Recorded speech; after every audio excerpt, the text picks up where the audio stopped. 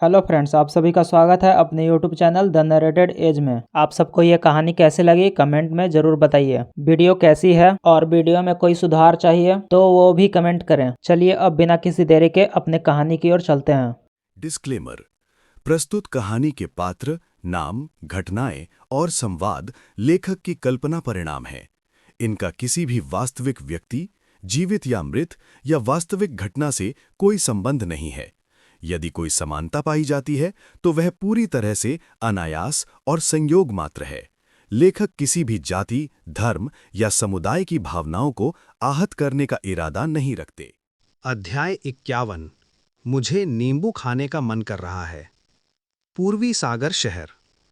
सड़कों पर टहलते लोग, चौक में नाचती आंटियां और यहां तक कि घर पर आराम कर रहे दफ्तर के कर्मचारी भी आसमान की ओर देखने लगे। फिर हैरानी से उनकी आंखें सिकुड़ गईं और वे हाँफने लगे। हल्की हल्की चमकती पंखुड़ियां आकाश में तैरती हुई एक भव्य फूलों का सागर बना रही थीं। कुछ लोगों ने पंखुड़ियों को पकड़ने की कोशिश की, लेकिन छूते ही वे प्रकाश के छोटे छोटे कणों में बदल गईं, जिन्हें पकड़ना असंभव था। कुछ अन्य लोगों ने इस अद्भुत दृश्य की तस्वीरें लेने की कोशिश की, लेकिन सभी फोन और कैमरों में बिना किसी अपवाद के केवल स्थिर छवि दिखाई दी, मानो वे जाम हो गए हों। पापा, ये कितना सुंदर है। ईस्ट सी के एक कोने में एक घर की बालकनी पर एक युवक अपने बेटे की नज़र का पीछा करते हुए आकाश की ओर देखने लगा और क्षण भर के लिए वहीं ठहर गया। वह यह भी भूल गया कि वह पौधों को पानी दे रहा था, जबकि पानी देने वाले डिब्बे से अभी भी पानी बह रहा था। शीलई, तुम अपने फूलों को डुबो दोगे? कुछ कदम दूर से एक खूबसूरत महिला ने कोमल आवाज में कहा। ओह ओह! वह आदमी अचानक होश में आया और बोला, प्रिय, मैं अपने बेटे को फूल दिखाने के लिए सैर पर ले चलता हूं। एक ही समय पर कमलगिरी पर्वत की तलहटी में छिपा हुआ यशवंत अरोड़ा एक पेड़ से टेक लगाकर आसमान की ओर तिरछी निगाहों से देख रहा था। तो सच में ग्रेट मार्शल सेक्ट का एक सदस्य विवान सिंह का साथ दे रहा है। अगर मुझे सही याद है तो ग्रेट मार्शल सेक्ट की वो सदस्य, जिसे जवानी में फ्लावर फेरी कहा जाता था, उसे कमल के फूल सबसे ज्यादा पसंद थे। हालांकि ये सब छुप कर किया गया था, लेकिन ये सब मुझे, यशवंत अरोड़ा को आसानी से समझ आ गया। फ्लावर फेरी, ओ फ्लावर फेरी, सोचो, जवानी में अनगिनत चाहने वालों के बावजूद तुमने कभी शादी ना करने की कसम खाई थी। फूलों के सागर में अकेले बुढ़ापा बिताने की तैयारी की थी। आखिर में क्या तुम्हारा एक नाजायज बेटा भी है? छी! औरतें। पहाड़ की चोटी पर राधिका राजपूत ने अपने सामने के दृश्य को निहारा, ऐसा नज़ारा जिसे कोई भी स्त्री कभी नहीं भूल सकती, और उसकी आंखों से एक बार फिर आंसू बह निकले। उसने देखा कि जिस संकड़े रास्ते पर वह बचपन में अपनी नानी के साथ चला करती थी, कमल के फूलों से विशेष रूप से जगमगा रहा था। दोनों ओर के फूल असाधारण सुंदरता के साथ खिले हुए थे। विवान सिंह ने फुसफुसाते हुए कहा, मुझे अपना हाथ दो। राधिका राजपूत ने लगभग बिना किसी झिझक के अपना हाथ बढ़ा दिया। एक मौन सहमति के क्षण में वे चुप हो गए और हाथ पकड़कर रास्ते पर चल पड़े। रास्ता लंबा नहीं था, केवल 500-600 मीटर का ही था। फिर भी उसे पार करने में उन्हें पूरे 5 मिनट लग गए। हर कदम के साथ यादों का सैलाब उसके मन में उमड़ पड़ा। जब वे रास्ते के अंत तक पहुंचे तो राधिका राजपूत काफी देर तक चुप रही। मेरी दादी जिस पुल से गुजरी थीं, उसका नाम विस्मृति का पुल था। उस पुल पर मैंने उनसे वादा किया था कि मैं भविष्य में तुम्हारा और सानवी सिंह का अच्छे से ख्याल रखूंगा। दादी मान गईं, तो राधिका राजपूत, शादी कर लो। राधिका राजपूत ने अचानक उसे धक्का देकर दूर कर दिया और घूरते हुए बोली, बकवास। मेरी दादी 7-8 साल पहले गुजर गई थीं। भला वो किस बात पर राजी हो सकती थीं? हाँ? विवान सिंह हक्का बक्का रह गया। यह महिला तयशुदा नियमों का पालन क्यों नहीं कर रही है? आमतौर पर क्या उसे भावुक होकर रोना नहीं चाहिए था, अपनी दादी की बात माननी चाहिए थी और मुझसे शादी करने के लिए राजी हो जाना चाहिए था? कृपया जीवन भर मेरा ख्याल रखना और ऐसी ही बातें। विवान सिंह के हैरान चेहरे को देखकर राधिका राजपूत के होठों पर हल्की सी मुस्कान आई, लेकिन फिर उसने तुरंत खुद को संभाल लिया और बेपरवाही से कहा, चलो चलते हैं। सानवी और माया राजपूत ऊपर हमारा इंतजार कर रही हैं। लेकिन जैसे ही वह मुड़ी, उसके होंठ खामोशी से हिले, मानो 3 शब्द बना रही हों। यह स्पष्ट नहीं था कि वे धन्यवाद थे या कुछ और। इतने साल बीत गए और जब भी उसे वो दिन याद आता, विवान सिंह को आज भी याद नहीं आता कि राधिका राजपूत ने क्या कहा था। ठीक वैसे ही जैसे पूर्वी सागर शहर में किसी को नहीं पता था कि उस रात आकाश में तैरते हुए कमल के फूल सिर्फ इसलिए खिल गए थे क्योंकि उसे वो फूल पसंद थे। बस इतना ही और कुछ नहीं। समय बीतता गया और पलक झपकने में रात के 11 बज गए। राधिका राजपूत ने पहाड़ और पहाड़ के आसपास के खूबसूरत नज़ारों को आखिरी बार अनिच्छा से देखा। अपने बालों को बांधते हुए उसने कहा, बहुत देर हो गई है, चलो घर चलते हैं। विवान सिंह ने सिर हिलाया, लेकिन पहाड़ से नीचे उतरने के बजाय वह पूर्वी छोर की ओर एक चौड़ी सड़क पर चल पड़ा। वहां केवल एक ही इमारत थी, कमलगिरी कोर्ट, जिसे कमलगिरी का तथाकथित टॉवर किंग कहा जाता था, जिसकी कीमत करोड़ों में थी। क्या तुम्हारा दिमाग खराब हो गया है? माया राजपूत घबरा गई। यद्यपि विवान सिंह ने आज रात उसकी बहन को कई सरप्राइज दिए थे, लेकिन उसने शराब तो नहीं पी थी। फिर वो इतना लापरवाह व्यवहार क्यों कर रहा था? कमलगिरी पर्वत निजी संपत्ति थी, लेकिन यह सोमवार से शुक्रवार तक जनता के लिए खुला रहता था। हालांकि कमलगिरी कोर्ट पूरी तरह से निजी भूमि थी। अतीत में कई पर्यटक, जो इसे निर्जन समझते थे, लोहे के गेट से चुपके से अंदर घुसकर तस्वीरें लेते थे, लेकिन सुरक्षा कर्मियों द्वारा पकड़े जाने और अतिक्रमण के आरोप में पुलिस के हवाले किए जाने पर वे असफल हो जाते थे। सजा 10 दिन की कैद से शुरू होती थी। राधिका राजपूत ने आश्चर्य और संदेह भरी आवाज में पूछा, विवान सिंह, तुमने कमलगिरी कोर्ट भी बुक तो नहीं कर लिया? ये कैसी बकवास कर रही हो? विवान सिंह ने अनजाने में राधिका राजपूत की नाक पर उंगली मारी। अपनी पत्नी के नाराज चेहरे को देखकर वह खांसते हुए बोला, ये हमारा घर है, इसमें बुकिंग करने जैसी क्या बात है? क्या? राधिका राजपूत एक बार फिर अवाक रह गई। चलो, मैं तुम्हें तुम्हारा नया घर दिखाता हूं, विवान सिंह ने मुस्कुराते हुए कहा। कुछ दिन पहले पृथ्वी छोड़ने के बाद उन्होंने 2 दिव्य संदेश भेजे। एक में दिलीप को एक तारा खोजने के लिए कहा गया और दूसरे में यशवंत अरोड़ा को कमलगिरी कोर्ट खरीदने का आदेश दिया गया। कीमत बिल्कुल सही थी, ठीक 500 मिलियन। प्रिया मल्होत्रा और जयेश ठाकुर से मिले धन में से कमलगिरी पर्वत को एक दिन के लिए बुक करने के 10 मिलियन घटाने के बाद 20 मिलियन बचे थे। विवान सिंह के नेतृत्व में वे कमलगिरी कोर्ट में दाखिल हुए। विला भारतीय वास्तुकला से परिपूर्ण था, जिसमें मंडप, छतें, चट्टानी उद्यान और बगीचे थे। आंतरिक सज्जा विलासिता का उत्कृष्ट उदाहरण था। यह किसी सम्राट के महल जैसा लगता था।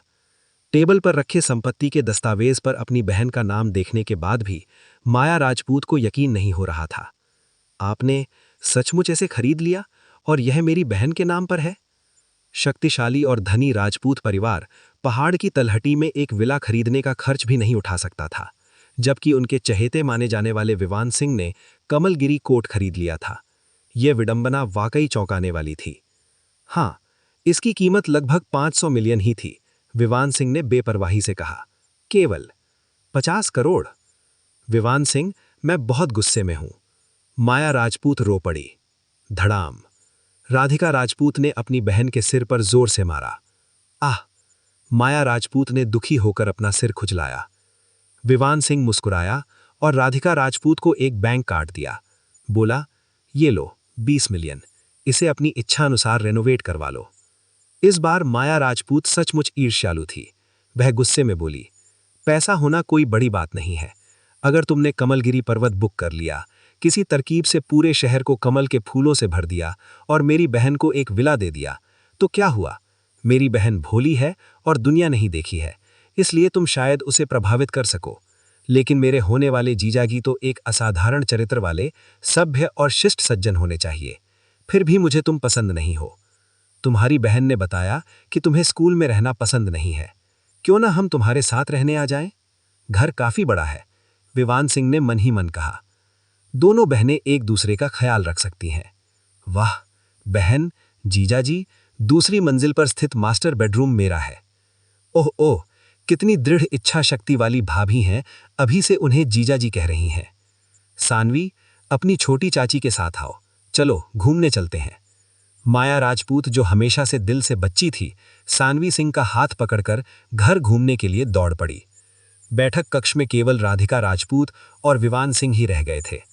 राधिका राजपूत ने विवान सिंह को तिरछी नजर से देखा। तुम मुझसे और क्या छिपा रहे हो? जब से वह जागी थी, विवान सिंह ने उसे इतने सारे आश्चर्य दिए थे कि वह चक्कर खा रही थी और अभी भी विश्वास नहीं कर पा रही थी कि यह सब सच है। यह आदमी, वह उससे और भी बहुत सी बातें छिपा रहा था। अब जबकि तुमने इसके बारे में बात की है, तो एक और बात है, लेकिन तुम किसी और को मत बताना। पास आओ, मैं तुम्हें बताता हूं। राधिका राजपूत विवान सिंह के कान की ओर झुकी, लेकिन उसने जो फुसफुसाया, उससे तुरंत ही उसका चेहरा और कान लाल हो गए। अध्याय 52। मैं समझ गया। राधिका राजपूत ने विवान सिंह को धक्का देकर दूर कर दिया और उसे गुस्से से घूरते हुए कहा, तुम बड़े नखरेबाज हो। फिर वो मुड़ी और चली गई। विवान सिंह के चेहरे पर मुस्कान आ गई। क्या मेरे शब्द इतने अभद्र थे?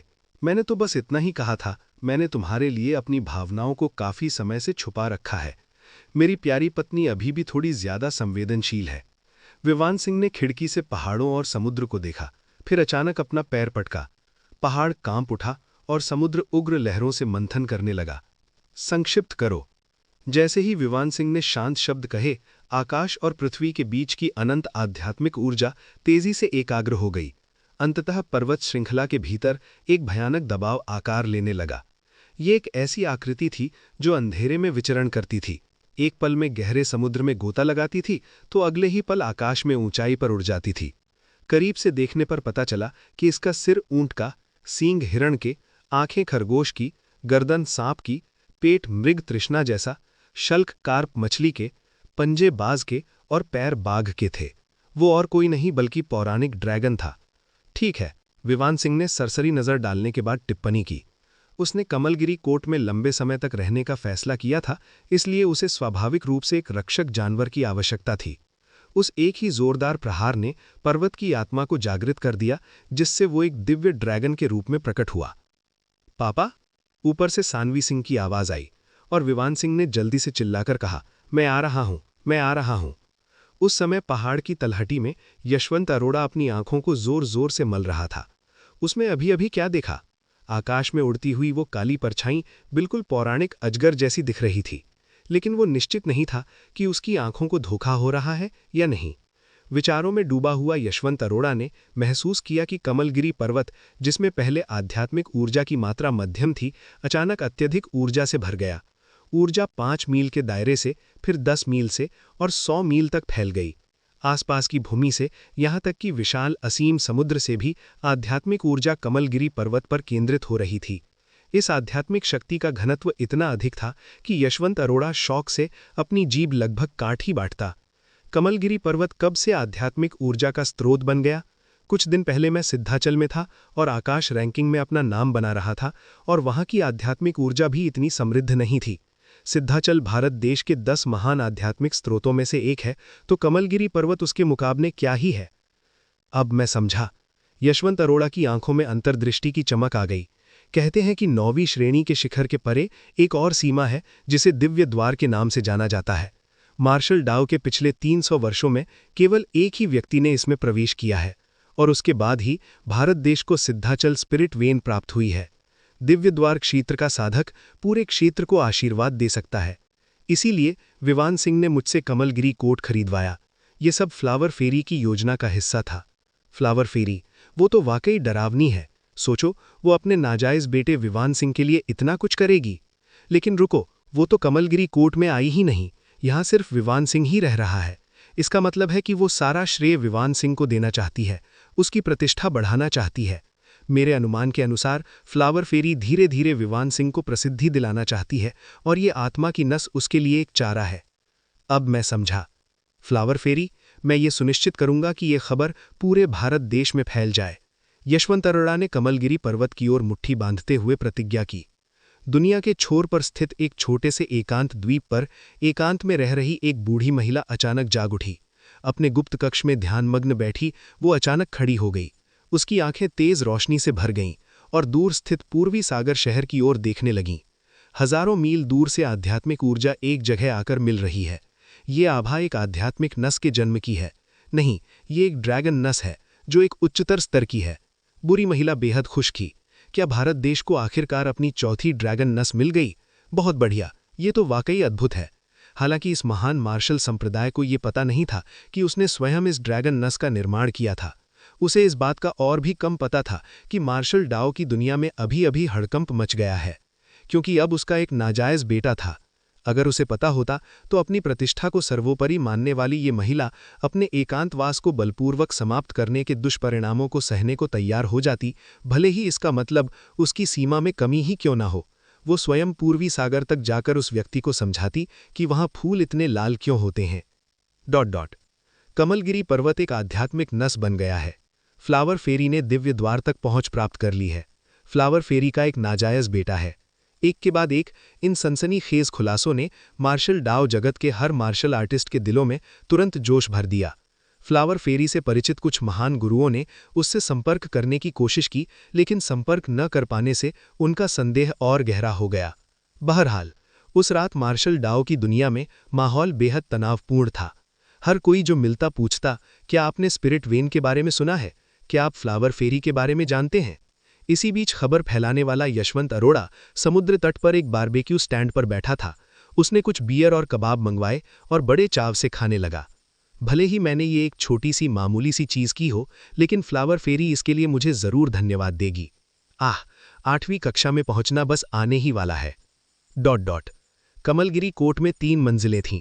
माया राजपूत दूसरी मंजिल पर बने मुख्य शयन कक्ष में रहती थीं, जबकि राधिका राजपूत और सानवी सिंह पहली मंजिल पर बने मुख्य शयन कक्ष में रहती थीं। विवान सिंह उनके सामने वाले अतिथि कक्ष में रहता था। रात भर की नींद के बाद जागते ही माया राजपूत को असीम ताजगी का एहसास हुआ। उसकी सारी थकान दूर हो गई थी। उसने बाईं ओर की खिड़की खोली और सामने नीला समुद्र फैल गया। फिर उसने दाईं ओर की खिड़की खोली और पूर्वी सागर शहर का पूरा इलाका उसके सामने फैला हुआ था। उस पल उसका मनोबल चरम पर पहुंच गया। उसे ऐसा लगा मानो स्वर्ग और पृथ्वी उसकी मुट्ठी में हो और संसार उसके कदमों में हो। इसीलिए कमलगिरी कोर्ट को पूर्वी सागर का मीनार राजा कहा जाता है। माया राजपूत खुशी खुशी अपना दरवाज़ा खोलकर नीचे उतरी और उसने देखा कि विवान सिंह पहले से ही जाग चुका था और रसोई में नाश्ता बना रहा था। दरवाजे की चौखट से टेक लगाकर उसने पूछा, विवान सिंह, मेरी बहन के साथ तुम्हारी सगाई नकली है ना? हाँ, विवान सिंह ने बिना छिपाए स्वीकार किया। सब्जियां काटते हुए उसने कहा, अब सोचो कि मैं उससे सच में शादी कैसे करूं। माया राजपूत हैरान रह गई। तुम मेरी बहन से शादी करना चाहते हो तो योजना बनाने की जिम्मेदारी मेरी क्यों है? सौदा ये है कि तुम यहां रह सकते हो और मुफ्त में खाना खा सकते हो, विवान सिंह ने बिना ऊपर देखे कहा। अन्यथा तुम जहां चाहो वहां जाने के लिए स्वतंत्र हो। वाह, क्या सच में तुम में इतनी हिम्मत है कि तुम एक युवा सुंदर लड़की को भगा दो? क्या तुम सच में मर्द हो? माया राजपूत का दिल दर्द से भर गया। वो पूर्वांश यूनिवर्सिटी की सबसे सुंदर छात्रा थी, जिसके अनगिनत चाहने वाले थे। इतने सारे पुरुष उसके साथ एक बार भोजन करने का मौका पाने के लिए गिड़गिड़ाते थे, फिर भी विवान सिंह उसे ठुकरा रहा था। ये हद से ज्यादा था। मैं न केवल मर्द हूं बल्कि तुम्हारा साला भी हूं। हट जाओ, तुम रास्ता रोक रहे हो। विवान सिंह ने फ्रिज खोला, 3 अंडे निकाले और उन्हें तलना शुरू कर दिया। सिर्फ 3 ही क्यों? मेरे वाले का क्या? माया राजपूत ने झटपट एक और अंडा उठाया, लेकिन जैसे जैसे वो उसे देखती गई वो और भी अजीब लगने लगा। ये अंडा इतना अजीब क्यों दिख रहा है? ये तो सामान्य मुर्गी के अंडे से 5-6 गुना बड़ा है। ओह, ये तो फीनिक्स का अंडा है। ... माया राजपूत अवाक रह गई। उसने तय किया कि उसे इस बात की परवाह नहीं है कि अंडा किस प्रकार का है, जब तक वो खाने योग्य है तब तक ठीक है। ठीक है, माया राजपूत ने धीरे से कहा, मैं बाद में तुम्हारी मदद करने का कोई तरीका ढूंढने की कोशिश करूंगी, लेकिन मैं गारंटी नहीं दे सकती कि ये काम करेगा। लीजिए भाभी, आप मेरा अंडा भी खा लीजिए। 2 खाइए और अपने शरीर को पोषण दीजिए, विवान सिंह ने खिलखिलाती मुस्कान के साथ कहा। मेरी ये भाभी वाकई बहुत भरोसेमंद हैं। माया राजपूत के चेहरे पर असमंजस के भाव थे। वो मुझसे छेड़खानी कर रहा है। मुझे पहले से ही शक था और अब मेरे पास पुख्ता सबूत है। सच तो यह है कि माया राजपूत हमेशा से विवान सिंह के प्रति पूर्वाग्रही थी। इसका मुख्य कारण ये था कि उस नीच ने राधिका राजपूत को 5 साल तक अकेला छोड़ दिया, जिसके चलते उसकी बहन को राजपूत परिवार से निकाल दिया गया और उसे अनंत अपमान और उत्पीड़न सहना पड़ा। लेकिन अब ऐसा लग रहा था कि विवान सिंह वास्तव में राधिका राजपूत को बेहतर जिंदगी दे सकता है, इसलिए ये पूर्वाग्रह स्वाभाविक रूप से कम होने लगा। पिछले दिन विवान सिंह को राधिका राजपूत के लिए इतने सारे सरप्राइज तैयार करते देख माया राजपूत को थोड़ी ईर्ष्या भी हुई। काश मेरा होने वाला पति विवान सिंह जितना धनवान और उदार होता, नहीं मेरे देवर जैसा होता, कितना अच्छा होता। इसी विचार के साथ माया राजपूत खुशी खुशी ऊपर की ओर भागी ताकि अभी भी सो रही सानवी सिंह को नाश्ते के लिए जगा सके, साथ ही अपनी बहन राधिका राजपूत को भी, जो पहले से ही जाग चुकी थी लेकिन खिड़की के पास खड़ी होकर समुद्र को निहारते हुए विचारों में खोई हुई थी। अध्याय 53। सपने हमेशा पहुंच से बाहर होते हैं। पूर्वी सागर शहर, राजपूत क्लोथिंग कंपनी। देखा तुमने, कल रात पूरा पूर्वी सागर शहर तैरते हुए कमल के फूलों की पंखुड़ियों से भर गया था। मैं अंधा नहीं हूं, मैंने सुना कमलगिरी पर्वत से फूलों का सागर बहकर आया और पूरा पहाड़ जगमगा रहा था। ये कितना रोमांटिक है। अफसोस की बात है कि हम पहाड़ पर नहीं थे। राजपूत कंपनी की महिला कर्मचारी उत्साहपूर्वक गपशप कर रही थीं। तभी राधिका राजपूत वहां आ गईं।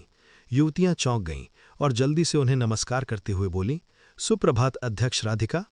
लेकिन मन ही मन उनमें से हर कोई घबरा गया। ओह नहीं, अब हमें फिर से डांट पड़ने वाली है। लेकिन राधिका राजपूत ने उन्हें फटकारा नहीं। इसके बजाय वो मुस्कुराईं, सिर हिलाया और उनके पास से गुजर गईं। उन्हें हल्की हल्की उनकी गुनगुनाहट भी सुनाई दी। महिलाएं अवाक रह गईं। अध्यक्ष राधिका इतने अच्छे मूड में क्यों हैं? पिछले वर्षों में इस दिन वो हमेशा बर्फ की तरह ठंडी रहती थीं। उनमें से एक ने हैरानी से बुदबुदाया। बाकी लोगों ने एक दूसरे की ओर देखकर सहमति जताई कि आज की राधिका राजपूत वास्तव में असाधारण व्यवहार कर रही थीं। मुझे पता है क्यों, व्यापार विभाग की एक युवती ने अचानक ताली बजाते हुए कहा। अपने सहकर्मियों की उत्सुक निगाहों के बीच उसने सोचा, अध्यक्ष राधिका फिर से गर्भवती हो गई हैं। दूसरा बच्चा, नन्ही शैन, तुम्हें कैसे पता चलेगा? अपने सहकर्मियों की संदेह भरी निगाहों का सामना करते हुए व्यापार विभाग की छोटी शैन अपनी बात पर अडिग रही। उसका आत्मविश्वास अडिग था, भले ही उसका तर्क कमजोर हो। मुझे चेहरे की बनावट के बारे में थोड़ी बहुत जानकारी है। हमारी बॉस को निश्चित रूप से एक और बेटा होगा। और कुछ पल रुकने के बाद उसने रहस्यमय ढंग से कहा, हमारे बॉस विवान सिंह का चेहरा किसी सम्राट जैसा है।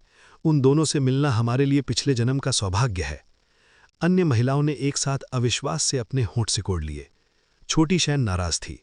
तुम सब गवार हो, अगर तुम्हें मेरी बात पर यकीन नहीं है तो ठीक है, लेकिन तुम मेरे सामने ऐसे मुंह क्यों बना रहे हो? उसने अपना ग्लास उठाया और पानी की एक घूंट ली। उसकी कलाई पर बंधे तांबे के सिक्के धीरे से खनक उठे। शायद मुझे आप सबको 1 साल की छुट्टी दे देनी चाहिए ताकि आप जी भर के बातें कर सकें। राधिका राजपूत की आवाज, जिसमें पहले से ही थोड़ी ठंडक झलक रही थी, उनके कार्यालय से बाहर की ओर आती हुई सुनाई दी। वुश! महिलाएं चौंकी हुई चिड़ियों की तरह इधर उधर भाग गईं और हर कोई अपने अपने कार्यक्षेत्र में लौटकर अपने कर्तव्यों को फिर से निभाने लगा। राधिका राजपूत को एक अजीब सी थकान महसूस हो रही थी। घर पर उसकी बहन माया राजपूत ने विवान सिंह की इतनी तारीफ की थी कि वो एक बेजोड़ शख्सियत लग रहा था, जो उसके पहले के रवैये से बिल्कुल उलट था। और अब कंपनी में उसके कर्मचारी काम पर ध्यान देने के बजाय गपशप कर रहे थे। क्या मुझे एक और बेटा होने वाला है? राधिका राजपूत ने अपने दफ्तर का दरवाज़ा बंद किया। उनकी धीमी बड़बड़ाहट सुनाई दी। कोई नहीं जानता कि मैंने पिछले 5 साल कैसे बिताए। एक सानवी का होना ही काफ़ी है। विवान सिंह भी काम पर चला गया। जैसा कि उम्मीद थी, अजित वर्मा, नीलिमा पारेख और मनीष सिन्हा जैसे बुजुर्गों की भीड़ अभी भी उनका इंतजार कर रही थी। वे अपने साथ छोटे फोल्डिंग स्टूल भी लाए थे और देखने में ऐसा लग रहा था मानो वो कोई व्याख्यान सुनने आए हों। विवान सिंह ने बेबसी से कहा, सब लोग, ये अस्पताल है, व्याख्यान कक्ष नहीं। अगर आप ऐसा करेंगे तो घायल छात्रों का क्या होगा? हम उनका इलाज करेंगे, अजित वर्मा ने तुरंत जवाब दिया। प्राथमिक उपचार, आंतरिक विषय, सर्जरी, कान नाक गला रोग विज्ञान, तंत्रिका विज्ञान, यहाँ तक कि प्रसूति और स्त्री रोग विज्ञान, कोई समस्या नहीं है। हमारे पास कुछ पशु चिकित्सक भी हैं, चाहे इंसान हो या जानवर, हम सबका इलाज कर सकते हैं। विवान सिंह अवाक रह गया। लीसा भाटिया अवाक रह गईं। राहुल पटेल ने पहले ही यह स्वीकार कर लिया था कि उसकी चिकित्सा क्षमता विवान सिंह से कमतर है और उसने सत्ता के लिए प्रतिस्पर्धा करने का विचार छोड़ दिया था। उसने गंभीरता से कहा, निदेशक अजित, हमारे निदेशक विवान सिंह सही कह रहे हैं। आप सब हमारे काम में बाधा डाल रहे हैं। हाँ? नीलिमा पारेख ने अपनी भौहें उठाईं और उसकी ओर देखा। राहुल पटेल तुरंत सहम गया। वो तो बस एक साधारण मनोविज्ञान विशेषज्ञ था। शैक्षणिक और चिकित्सा जगत में दिग्गज नीलिमा पारेख की घूरती निगाहों के सामने वो बोलने की हिम्मत कैसे कर सकता था? राहुल पटेल, अगर मुझे सही याद है तो तुम हमेशा से पूर्वांश यूनिवर्सिटी के प्रबंधन में पद पाने के लिए औषधालय के निदेशक बनना चाहते थे, है ना? हालांकि नीलिमा पारेख एक साधारण स्टूल पर बैठी थीं, फिर भी उससे एक प्रभावशाली आभा निकल रही थी। मैं तुम्हारे लिए सिफारिशी पत्र लिख दूंगी, तुम किंगबेई में चिकित्सा कार्यालय के निदेशक बन सकते हो, तुम्हारी मर्जी। राहुल पटेल ने बड़ी मुश्किल से अपनी बात कही। और बदले में आपको क्या चाहिए? मुझे पूर्वांश यूनिवर्सिटी में मनोवैज्ञानिक परामर्शदाता बनना है। राहुल पटेल दंग रह गया। सपने हमेशा पहुंच से बाहर लगते हैं, लेकिन नहीं, अब उसका सपना न केवल उसकी पहुंच में था बल्कि एक नए स्तर पर पहुंच गया था, और ये सब उसके पूर्व प्रतिद्वंद्वी विवान सिंह की बदौलत था। फिर भी उसे ऐसा क्यों लग रहा था कि कुछ गड़बड़ है? उन विशालकाय योद्धाओं के समूह को देखकर, जो विवान सिंह से चिपकने और उसकी हर बात सुनने के लिए बेताब थे, राहुल पटेल ने विचार किया और इनकार कर दिया। लगता है यहीं रहना बेहतर विकल्प है, लीसा भाटिया ने कहा। हालांकि हमें अभी भी रात्रिकालीन चिकित्सकों, पोषण विशेषज्ञों, स्त्री रोग विशेषज्ञों और फिर उन्होंने 4 आवेदन पत्र निकाले। वरिष्ठ नागरिकों, अगर आप में से कोई इच्छुक हैं तो आप मेरे पास पंजीकरण कर सकते हैं। बकवास, मैं चिकित्सा जगत में एक प्रतिष्ठित व्यक्ति हूं। मैंने किंगबेई में डॉक्टरेट सलाहकार बनने का प्रस्ताव ठुकरा दिया और आप चाहते हैं कि मैं इस जर्जर अस्पताल में डॉक्टर के रूप में काम करूं, वो भी रात की शिफ्ट में? बिल्कुल सही, ये तो हमारा अपमान है। जी हाँ, आप दोनों बिल्कुल सही कह रहे हैं। तो क्या कृपया करके आप आगे भीड़ लगाना बंद करके मुझे जाने देंगे? अरविंद, क्या तुम पशु चिकित्सक हो? उस पद के लिए तो भर्ती नहीं हो रही है। अंत में आपातकालीन चिकित्सा विभाग के निदेशक अजित वर्मा, आयुर्वेदिक चिकित्सक में विशेषज्ञता रखने वाली एक महिला स्त्री रोग विशेषज्ञ और 2 अन्य पुरुष डॉक्टरों को चुना गया। इससे बाकी लोगों में आक्रोश फैल गया। अन्याय, ये तो धांधली है। बाहर निकलो, हमारे काम में बाधा मत डालो। अजित वर्मा और बाकी तीनों ने उनकी बातों पर ध्यान नहीं दिया और तुरंत अपने उन साथियों को, जो कुछ ही क्षणों पहले उनके सहयोगी थे, अस्पताल से बाहर निकाल दिया। अंततः काफी शांति छा गई। चारों ने अपने भावी कार्यक्षेत्र का जायजा लेते हुए मुस्कुराए और निरंतर सहमति में सिर हिलाया। ये एक अच्छी जगह थी। ड्रैगन का हतन करने वाला युवक अंततः दुष्ट ड्रैगन बन गया। ये विचार अचानक विवान सिंह के मन में आया। उस दिन से पूर्वांश यूनिवर्सिटी का कोई भी छात्र बीमारी का बहाना बनाकर कक्षा से अनुपस्थित नहीं रह सकता था।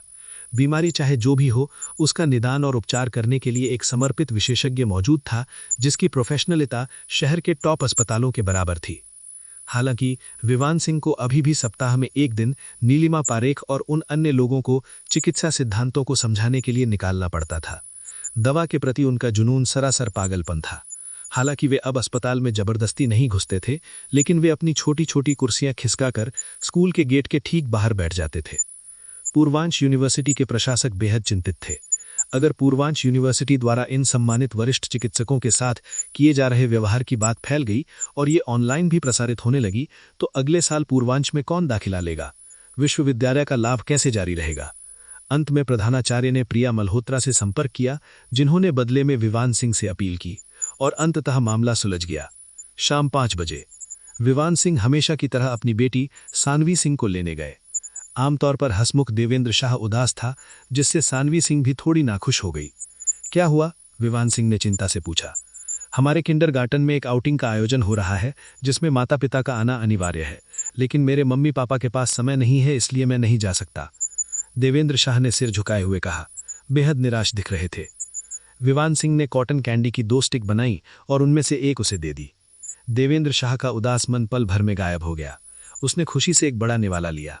वाह, ये तो बहुत स्वादिष्ट है। घर जाकर अपने माता पिता से अच्छे से बात करो। काम महत्वपूर्ण है, लेकिन परिवार भी उतना ही महत्वपूर्ण है, विवान सिंह ने कहा। अंकल विवान, आप कितने अच्छे हैं। आंटी राधिका आपसे शादी करके दुनिया की सबसे खुश इंसान होंगी, देवेंद्र शाह ने भावुक होकर कहा। मुझे यकीन नहीं है कि वो दुनिया की सबसे खुश इंसान है, लेकिन मैं इस बात की पुष्टि कर सकता हूं कि आपकी आंटी राधिका वास्तव में अभी भी जीवित है। देवेंद्र शाह अवाक रह गया। ठीक है, आप बड़ों से बात करना थका देने वाला होता है। अध्याय 54। हवा गरजती है। घर लौटते समय, पापा, मैं अपने सहपाठियों के साथ पिकनिक पर जाना चाहती हूँ, सानवी सिंह ने नर्म और कोमल आवाज में कहा, जब वो विवान सिंह के कंधों पर बैठी हुई कॉटन कैंडी खा रही थी। ठीक है, लेकिन मम्मी तो बहुत व्यस्त लग रही हैं। कोई बात नहीं, मैं उससे बात कर लूंगा, विवान सिंह ने दृढ़ता से कहा। एक सच्चा योद्धा मृत्यु का सामना करने का साहस रखता है। अपनी प्रिय पुत्री की विनती के सामने अगर वो मना कर दे तो वो किस प्रकार का पिता कहलाएगा? पापा, आंखों में आंसू भर आए। सानवी सिंह ने विवान सिंह को गले लगाया और उसे एक बड़ा चुंबन दिया, जिससे विवान सिंह बेहद खुश हो गया। हा, मेरी बेटी कितने प्यारी है, उस चुंबन के लिए तो सब कुछ जायज है, भले ही राधिका राजपूत मुझे वॉशबोर्ड पर घुटने टेकने की सजा दे। 1 घंटे बाद घर पर डेस्क के पीछे बैठी राधिका राजपूत ने अपने दस्तावेजों से नजरें नहीं हटाईं। उन्होंने कहा, कल मेरी एक महत्वपूर्ण बैठक है, अभी संभव नहीं है। दरवाजे के पीछे से झांकते हुए सानवी सिंह की बड़ी बड़ी आंखें निराशा से भर गईं। औरत, तुम हद पार कर रही हो। अपनी प्यारी बेटी के बदलते मिजाज को भांपते हुए विवान सिंह ने गुस्से में अपना हाथ मेज पर पटक दिया। हाँ? राधिका राजपूत की आंखें चाकू की तरह तेज थीं और उसने ठंडेपन से उसकी ओर देखा। विवान सिंह का उत्साह तुरंत ही खत्म हो गया। मीटिंग के बारे में बाद में बात करेंगे, मेरा एक काम कर दो, ठीक है? मैंने अपनी प्रेमिका से वादा कर दिया है। राधिका राजपूत अपनी कुर्सी पर पीछे झुक गई और मुस्कुराते हुए इशारा किया। विवान सिंह सुनने के लिए आगे झुका। अपनी पत्नी की मांग सुनकर विवान सिंह ने हैरानी जताते हुए कहा, क्या तुम्हें चुंबन चाहिए? बिल्कुल नहीं, मैं अपना आकर्षण नहीं बेचूंगा, उसने दृढ़ता से इनकार कर दिया। राधिका राजपूत पूरी तरह से हैरान थी। उसने ऐसा कब कहा था? उसने तो अभी अभी विवान सिंह से पिकनिक के लिए कुछ और व्यंजन जैसे मसालेदार झींगा मछली बनाने को कहा था। पापा, मम्मी को बस एक चुंबन दे दो, इसमें कोई बड़ी बात नहीं है। सानवी सिंह की कमजोर आवाज दरवाजे के बाहर से सुनाई दी। ठीक है, मेरी बेटी के लिए मैं ये करूंगा। फिर जब राधिका राजपूत अचंभित होकर अविश्वास से देख रही थी, तभी विवान सिंह ने झट से उसके गाल पर एक चुंबन दिया और हवा की तरह भाग गया। विवान सिंह! राधिका राजपूत की गुस्से भरी आवाज कमलगिरी कोर्ट में गूंज उठी। जब माया राजपूत घर लौटी तो उसने अपने बहनोई को बालकनी पर परेशान चेहरे के साथ देखा। सानवी, तुम्हारे पापा को क्या हुआ है? मेरे पापा हीरो हैं। कल सानवी को पिकनिक पर ले जाने के लिए उन्होंने मम्मी की अनुचित मांग मान ली। सानवी सिंह से पूरी कहानी जानने के बाद माया राजपूत के चेहरे पर हैरानी के भाव थे। मेरी बहन विवान सिंह से चुंबन कैसे मांग सकती है? साफ है कि वही फायदा उठा रहा था। जीजाजी, आपकी हिम्मत तो देखिए, मेरी बहन का फायदा उठाकर भी आप सानवी को अपनी ओर आकर्षित कर रहे हैं, माया राजपूत ने टिप्पणी की। क्या पति पत्नी के बीच के मामले में इसे फायदा उठाना कहा जा सकता है? विवान सिंह ने रेलिंग पर हाथ टिकाते हुए और समुद्र की ओर देखते हुए कहा, आज हवा बहुत तेज चल रही है। माया राजपूत और क्या कह सकती थी? वो केवल अपनी बहन की ओर से अपने बहनोई को माफ कर सकती थी और उसे मनाने के तरीकों पर चर्चा कर सकती थी, क्योंकि वो मदद करना अपना कर्तव्य समझती थी, क्योंकि लिया गया एहसान चुकाना ही होता है। मेरी बहन थोड़ी ज्यादा ही साफ सफाई पसंद करती है। वो रात को सोते समय सिर्फ नाइट गाउन पहनती है और उसके नीचे ही। मेरा सुझाव है कि तुम जबरदस्ती करो और इसे तयशुदा बात बना दो। मेरा प्लान कितना शानदार है। धड़ाम! इससे पहले कि वो अपनी बात पूरी कर पाती, विवान सिंह ने उसके माथे पर उंगली से मारा। चेतावनी, ऐसा करने पर तुम्हें गिरफ्तार कर लिया जाएगा। क्या तुम दोनों ने पहले भी ऐसा ही किया था? माया राजपूत रोते हुए नम आंखों से अपना माथा पकड़ लिया।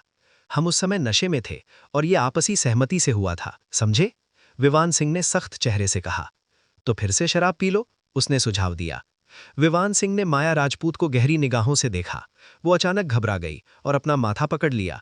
अगर तुमने मुझे दोबारा मारा तो मैं तुम्हारी पिटाई कर दूंगी। मैं टाइक्वांडो में ब्लैक बेल्ट हूं, तुम्हें पता है? अगर तुम्हारी बहन को पता चले कि उसकी छोटी बहन उसे धोखा देने की साजिश रच रही है, तो वो खुशी के आंसू जरूर बहाएगी। क्या बहनों के बीच की साजिश को आप षड्यंत्र कह सकते हैं? माया राजपूत ने पलटवार किया। तभी राधिका राजपूत नीचे आई। विवान सिंह ने आलस भरे लहजे में कहा, प्रिये, तुम्हारी बहन? तेरी बहन?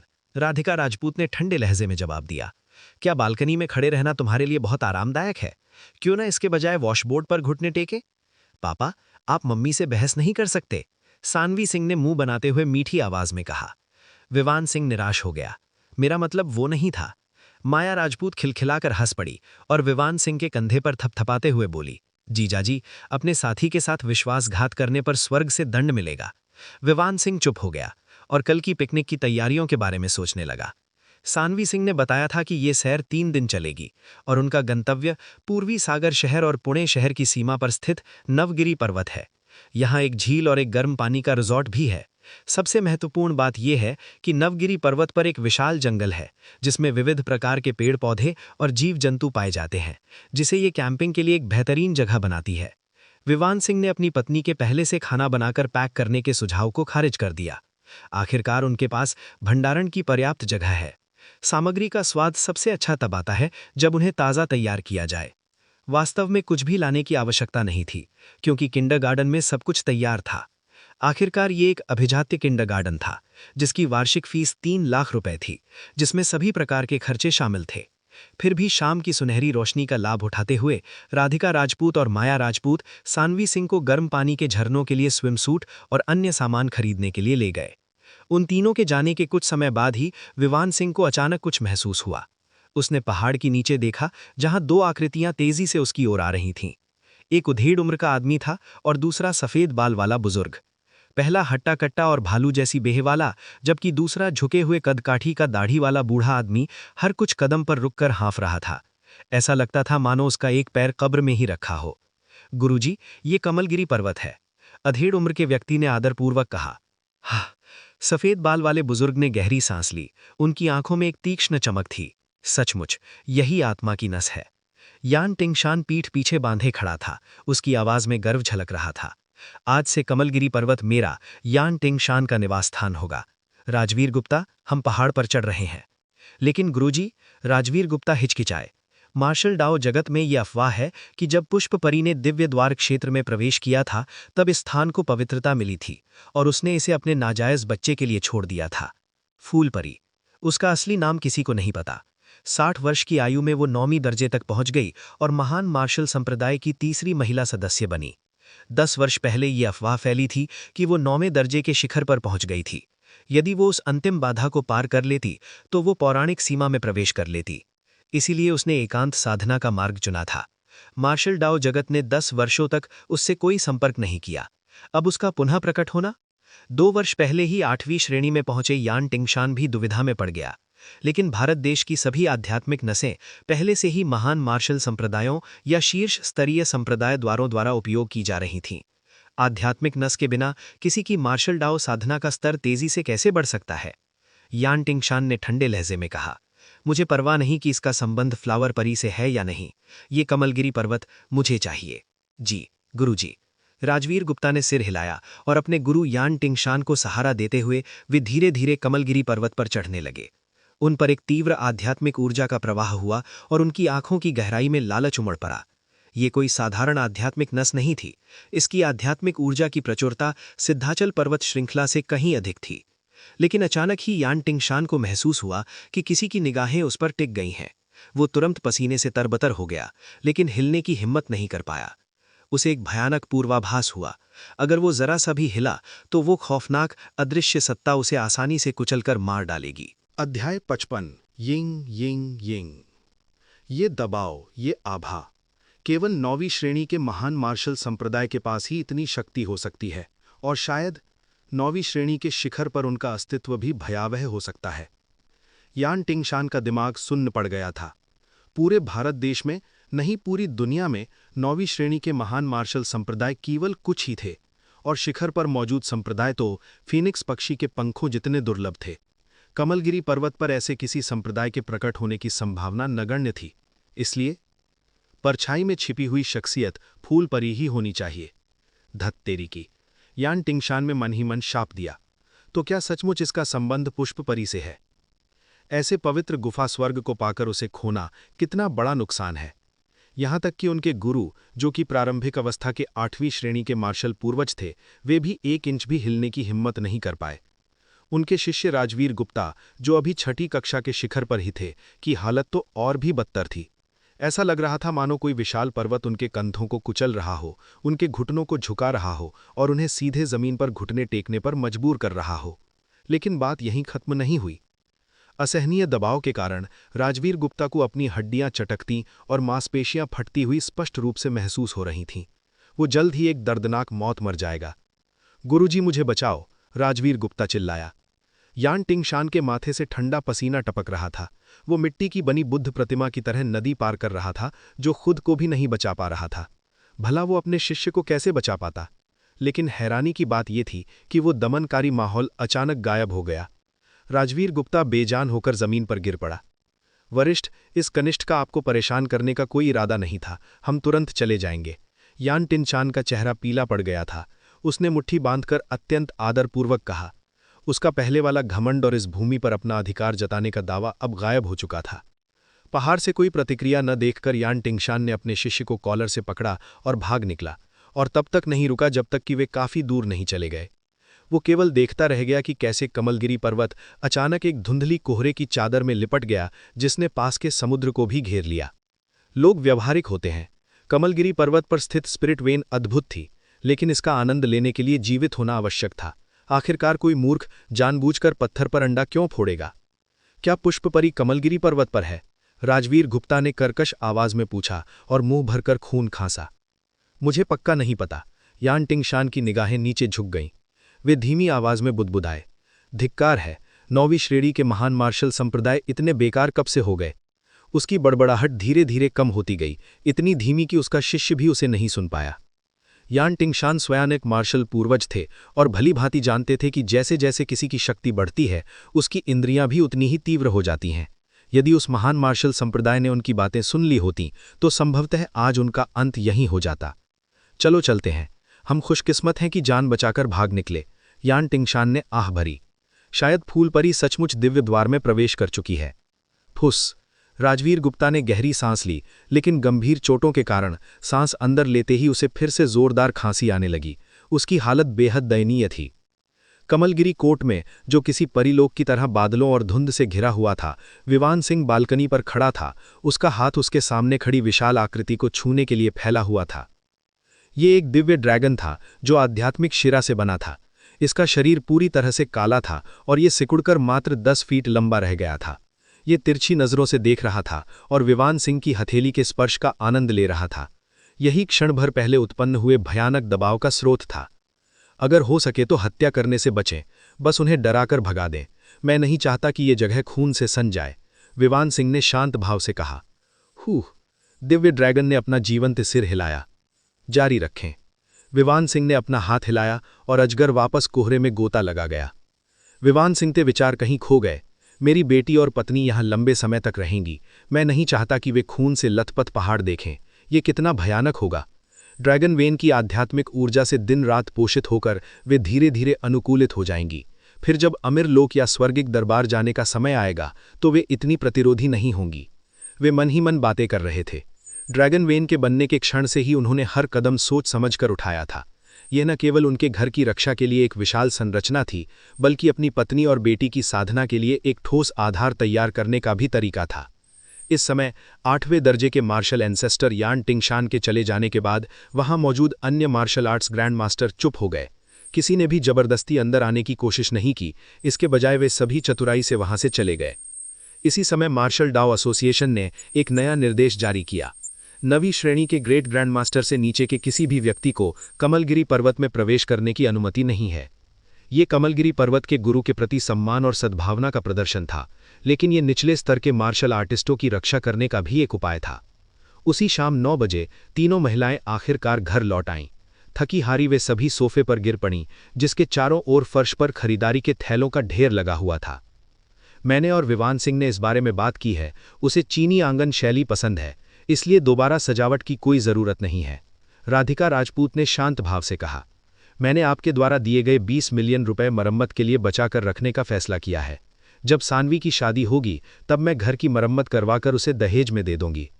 करोड़ों रुपए की कीमत वाला एक आलीशान घर दहेज में दिया गया। माया राजपूत गरीबी के आंसू बहाते हुए बोली, सानवी, तुम्हारी चाची अब से तुम्हारी मदद पर निर्भर है। बेहद दयनीय।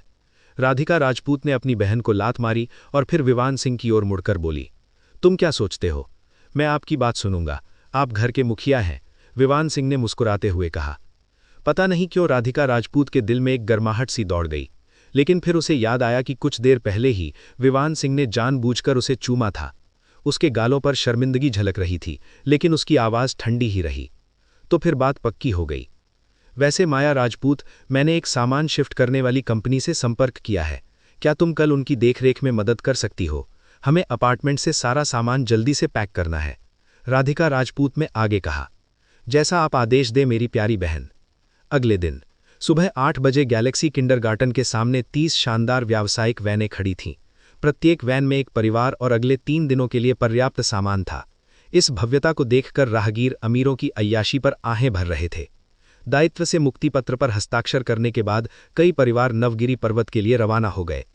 विवान सिंह शर्ट, बीच शॉर्ट्स और फ्लिप फ्लॉप्स पहने वैन की पिछली रैंक में बैठे थे। उन्होंने अपने बगल में बैठी अपनी पत्नी को देखा, जिसने एक बहती हुई सफ़ेद पोशाक पहनी हुई थी, जिसमें वो किसी परी जैसी लग रही थी, और प्रशंसा करते हुए कहा, तुम कितनी खूबसूरत हो। एक आदमी के शब्द झूठ से भरे होते हैं, जैसे कि मैं उस पर विश्वास कर लूंगी, राधिका राजपूत ने अपने होठों के किनारे को खींचते हुए सोचा। वे देर से पहुंचे थे और काफिले के बिल्कुल पीछे थे, लेकिन समस्या ये थी कि उनके 3 लोगों के परिवार के लिए बनी वैन में एक अतिरिक्त व्यक्ति, देवेंद्र शाह, क्यों था। राधिका राजपूत का चेहरा गुस्से से लाल हो गया जब उसने अपनी बेटी के बगल में बैठे देवेंद्र शाह की ओर देखा। क्या तुम्हारे माता पिता को इसके बारे में पता है? ओह, मैंने उन्हें बताया था कि आंटी राधिका मेरी देखभाल करेंगी, इसलिए उन्होंने मुझे आने दिया, देवेंद्र शाह ने खुशी से कहा। ये राधिका राजपूत और देवेंद्र शाह की मां, जो गैलेक्सी किंडरगार्टन की प्रधानाचार्य हैं, की मुलाकात एक विश्वविद्यालय वाद विवाद प्रतियोगिता के दौरान हुई थी और धीरे धीरे वे घनिष्ठ मित्र बन गए थे। वे ऐसे लोग थे जो अक्सर एक दूसरे से नहीं मिलते थे, लेकिन उनका रिश्ता मजबूत बना रहा। लेकिन क्या वे अपने बेटे के प्रति कुछ ज्यादा ही लापरवाह नहीं हो रही हैं? राधिका राजपूत के चेहरे के भाव देखकर देवेंद्र शाह की अभिनय प्रतिभा निखर गई। नम आंखों से वो सिसकते हुए बोला, आंटी राधिका, कृपया मुझे छोड़कर मत जाइए, मैं बहुत अच्छा बच्चा बनूंगा, रोते हुए। ठीक है, रोना मत, राधिका राजपूत ने कहा। उसे सिरदर्द महसूस होने लगा था। रोना बंद करो, सानवी ने अपने कान ढक लिए। अगर तुम ऐसे ही रोते रहे तो तुम्हें 1 महीने के लिए क्लाउड कैंडी से प्रतिबंधित कर दिया जाएगा। देवेंद्र शाह पल भर में चुप हो गया, एक शब्द भी बोलने की हिम्मत नहीं कर पाया। क्या उसे क्लाउड कैंडी न मिलने का डर था? नहीं, बिल्कुल नहीं। देवेंद्र शाह को अचानक लगा कि वो एक समझदार 6 साल का लड़का है, न कि कोई रोने वाला 3-4 साल का बच्चा। रोना जायज था, लेकिन पूर्वी तट किंडरगार्टन के मुखिया और शाह परिवार के वारिस होने के नाते ये उसके रुतबे के मुताबिक नहीं था। राधिका राजपूत ने उत्सुकता से पूछा, क्लाउड कैंडी क्या है? अध्याय 56। ये कौन है?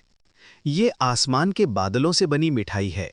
देवेंद्र शाह ने ईर्ष्या से कहा, मुझे सानवी से बहुत जलन हो रही है, उसके पास विवान सिंह जैसा शानदार पिता है। राधिका राजपूत के कुछ बोलने से पहले ही देवेंद्र शाह ने एक चौंकाने वाली बात कह दी। आंटी राधिका, आप अंकल विवान को मेरे पिता क्यों नहीं बना देती? राधिका राजपूत चौंक गई। क्या तुम्हारी माँ को इसके बारे में पता है? आंटी राधिका मेरी माँ के बहुत करीब हैं, मुझे यकीन है कि वो मुझे गॉडफादर रखने के लिए राजी हो जाएंगी, है ना? देवेंद्र शाह ने मन ही मन बुदबुदाया। तो उसे बस एक गॉडफादर चाहिए। राधिका राजपूत ने सोचा था कि देवेंद्र शाह विवान सिंह को अपनी मां से शादी करने का सुझाव दे रहा है। क्या बात है, मुझे किसी के साथ साझा नहीं करना चाहती? विवान सिंह ने शरारती मुस्कान के साथ राधिका राजपूत के पास सरक गया। राधिका राजपूत का चेहरा गुस्से से लाल हो गया। एक शब्द और बोला तो गाड़ी से बाहर निकल जाओ। विवान सिंह ने मुंह बनाया। मेरी पत्नी हर तरह से परिपूर्ण है, सिवाय इसके कि वो बहुत संवेदनशील है। वो अपने दिल की बात कहने की हिम्मत नहीं करती। किसी को पसंद करने की बात स्वीकार करना कोई शर्म की बात नहीं है। बातूनी देवेंद्र शाह के साथ यात्रा बहुत सुखद थी। व्यावसायिक वैन राजमार्ग पर चल पड़ी और 3 घंटे से अधिक समय के बाद वे दोपहर के आसपास नवगिरी पर्वत की तलहटी में पहुंचे। देवेंद्र शाह के अलावा लगभग 30 परिवारों के अभिभावक उपस्थित थे। वे सभी पारिवारिक शिक्षा को महत्व देते थे, इसलिए चाहे गतिविधियां स्थानीय हों या विदेश, वे आमतौर पर अपने बच्चों के साथ आते थे। शिक्षकों सहित कुल मिलाकर लगभग 100 लोग इधर उधर बिखरे हुए थे। जब वे सब एक साथ एकत्रित हुए तो दृश्य बहुत ही जीवंत था। प्रिय अभिभावकों, इस 3 दिवसीय अभिभावक बाल गतिविधि में भाग लेने के लिए अपने व्यस्त कार्यक्रम से समय निकालने के लिए धन्यवाद। समूह का नेतृत्व करने वाली शिक्षिका नेहा सक्सेना नाम की एक युवती थीं। फिर शिक्षिका सक्सेना ने 10 मिनट का भाषण दिया। इसका सार ये था कि माता-पिता और बच्चों की गतिविधियां बच्चे के स्वस्थ विकास का एक महत्वपूर्ण हिस्सा है। हालांकि वो समझती हैं कि सभी माता-पिता व्यस्त हैं, इसलिए अगर किसी को जल्दी जाना हो तो कोई बात नहीं। इसके बाद माता-पिता और बच्चों ने मिलकर तंबू लगाने का काम शुरू किया। देवेंद्र शाह, प्रधानाध्यापिका ने मुझे तुम्हारा ध्यान रखने के लिए कहा है, इसलिए अपनी चाची राधिका को परेशान करना बंद करो। अगले कुछ दिनों तक तुम मेरे साथ सोओगे, ठीक है? नेहा सक्सेना ने मुस्कुराते हुए कहा और उसे अपने पास बुलाया। देवेंद्र शाह बेचैन हो गया। शिक्षिका सक्सेना, एक अकेला पुरुष और एक अकेली महिला अकेले में, ये ठीक नहीं है, है ना? मैं सानवी के साथ सो सकता हूं। नेहा सक्सेना इतनी परेशान हो गई कि हंस पड़ी। मजाक करना बंद करो और इधर आओ। गुस्से भरे चेहरे के साथ विवान सिंह ने देवेंद्र शाह को गर्दन से पकड़ा और उसे नेहा सक्सेना के हवाले कर दिया। देवेंद्र शाह को देखकर ऐसा लग रहा था मानो उसके जीवन से रोशनी चली गई हो। उसकी आंखें खाली थीं, उसका मन एक ही सवाल से ग्रस्त था। कौन? क्या ये वो चीज थी जिसने मुझे नियति के चंगुल से जकड़ लिया था? अब से आपको देवेंद्र शाह पर कड़ी नजर रखनी होगी। वो लड़का अभी भी हमारी बेटी पर बुरी नजर रखता है, विवान सिंह ने कहा। राधिका राजपूत ने हंसते हुए कहा, उसकी माँ और मैं पक्की दोस्त हैं, समधी समदासी बनना बुरा नहीं होगा। विवान सिंह, क्यों? मेरी पत्नी कितनी सामंतवादी है। बचपन में सगाई की प्रथा तो सालों पहले खत्म हो गई, फिर भी वो इसके बारे में सोचती रहती है।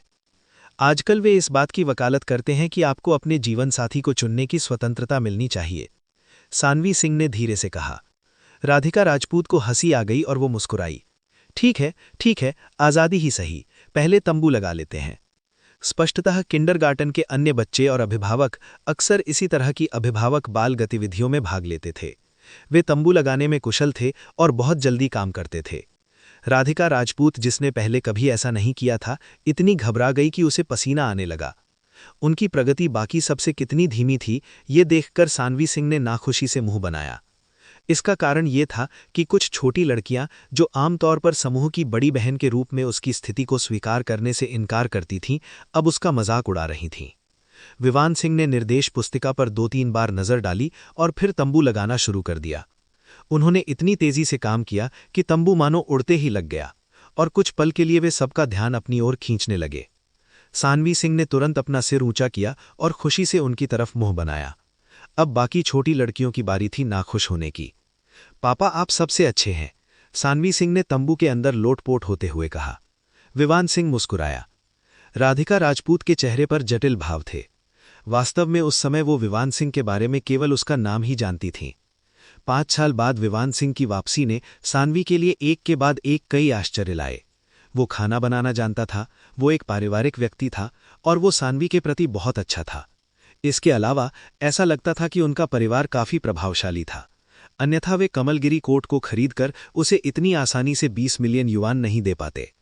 उसने ऐसे असाधारण पति को केवल अपने दोस्तों के सोशल मीडिया पोस्ट्स या एलीट फोरम पर ही देखा था। राधिका राजपूत को अचानक वो सवाल याद आया जो उसकी बहन ने कल मॉल में पूछा था। अगर 5 साल पहले वो घटना कभी नहीं होती, तो क्या तुम विवान सिंह को जानने और उससे शादी करने के इरादे से डेटिंग करने को तैयार थीं? उस समय राधिका राजपूत चुप थी। अब जब वो इसके बारे में सोचती है तो वो अपने लाल होठों को काटती है और अपने दिमाग से उन अवास्तविक विचारों को झटक देती है, साथ ही आत्मनिंदा भरी हंसी हंसती है। जीवन में अगर ऐसा होता तो क्या होता, जैसी कोई बात नहीं होती। तंबू लगने के बाद बच्चे शिक्षिका सक्सेना से प्रकृति के बारे में सुनने के लिए इकट्ठा हो गए।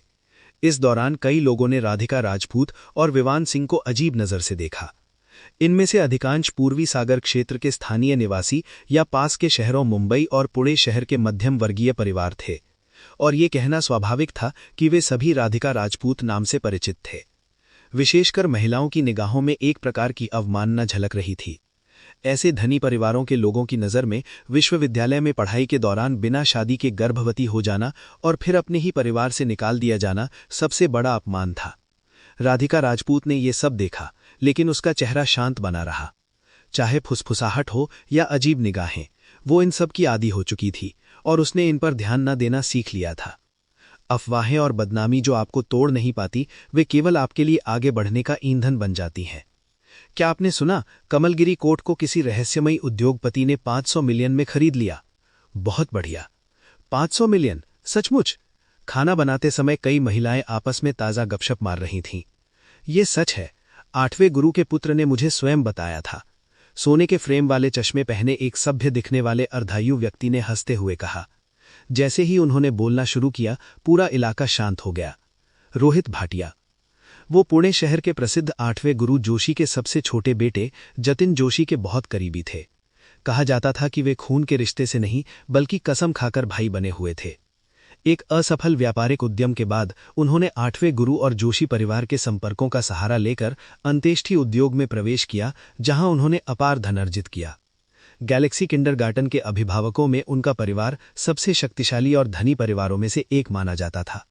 नवगिरी पर्वत पर यह शिविर यात्रा केवल इसलिए संभव हो पाई क्योंकि उन्होंने जतिन जोशी से पुणे शहर के अधिकारियों से कुछ संपर्क करने का अनुरोध किया था। अन्यथा इतने बड़े समूह के लिए यहां शिविर लगाना असंभव था। श्रीमान भाटिया, क्या 8वें गुरु के पुत्र ने कुछ और कहा? एक अभिभावक ने उत्सुकता से पूछा। हालांकि उनमें से कई अपने अपने क्षेत्र में धनी और प्रभावशाली थे, फिर भी वे 8वें गुरु के स्तर से बहुत दूर थे।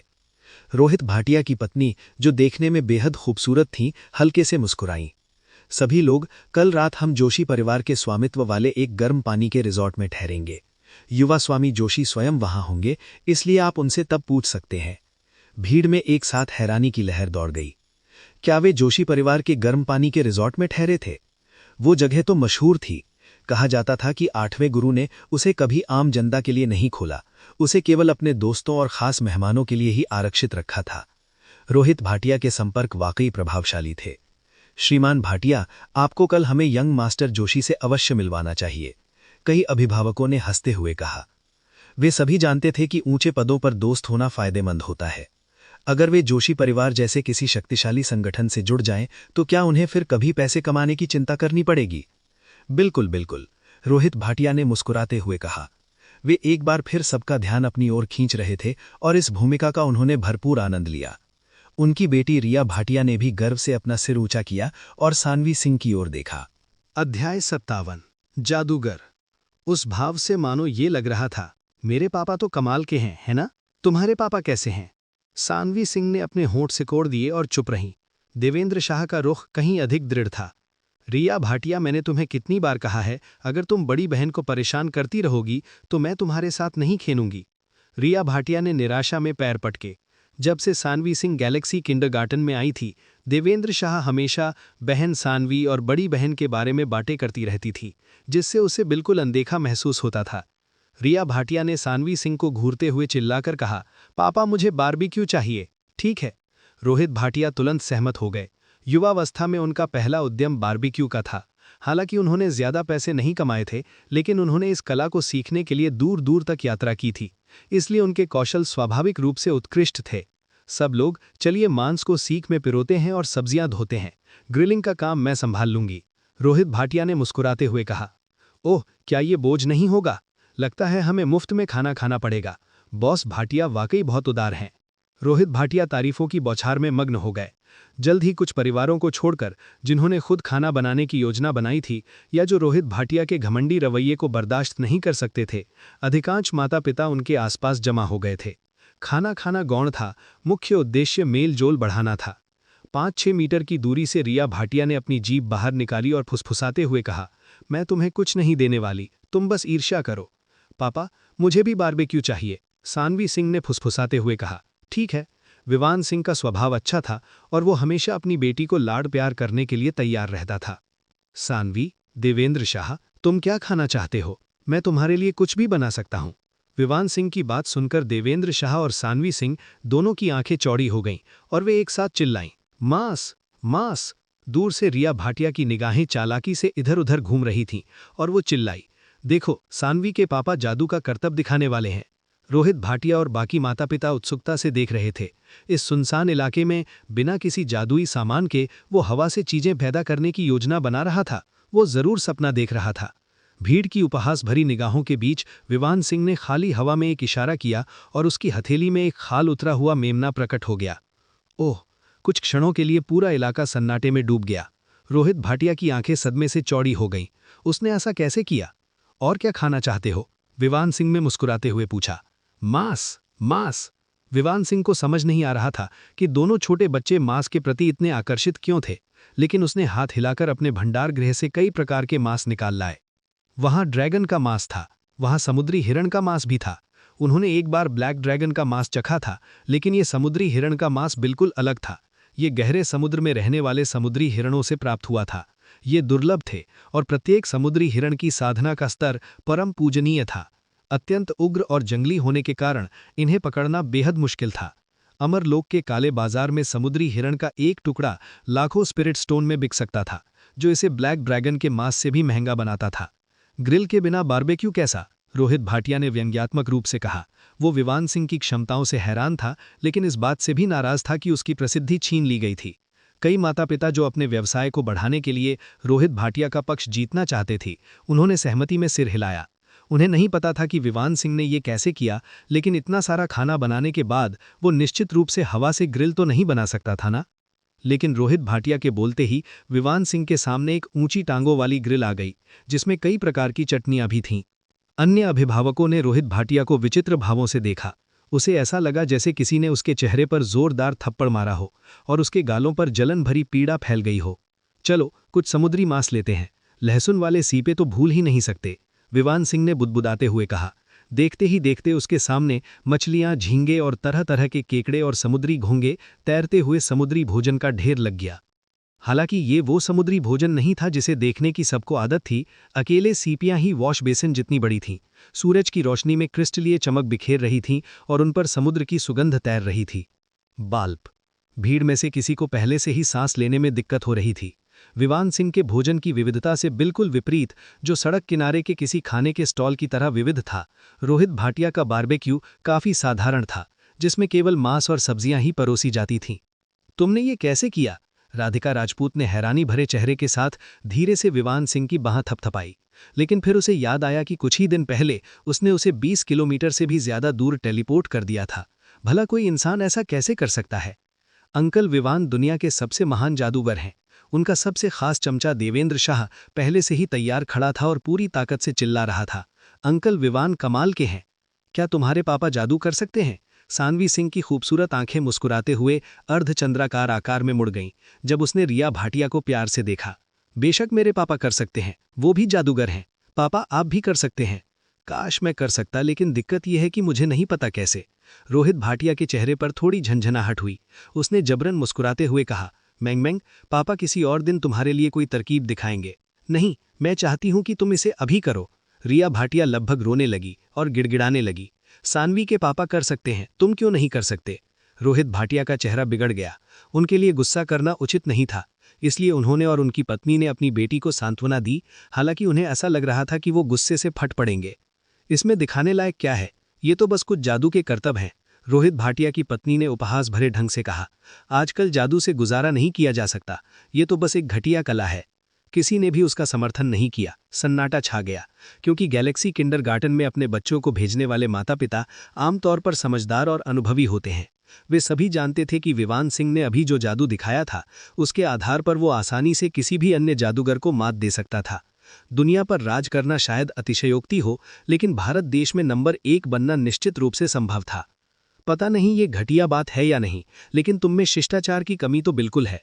ये सुनकर जोरदार ठहाका गूंज उठा। बोलने वाला एक हट्टा कट्टा आदमी था। रोहित भाटिया की नाराज भरी निगाहों को नजरअंदाज करते हुए उस हट्टे कट्टे आदमी ने उत्तरी आयरलैंड की विशिष्ट स्पष्टवादिता का परिचय देते हुए शराब का एक घड़ा उठाया। आप श्रीमान विवान सिंह होंगे?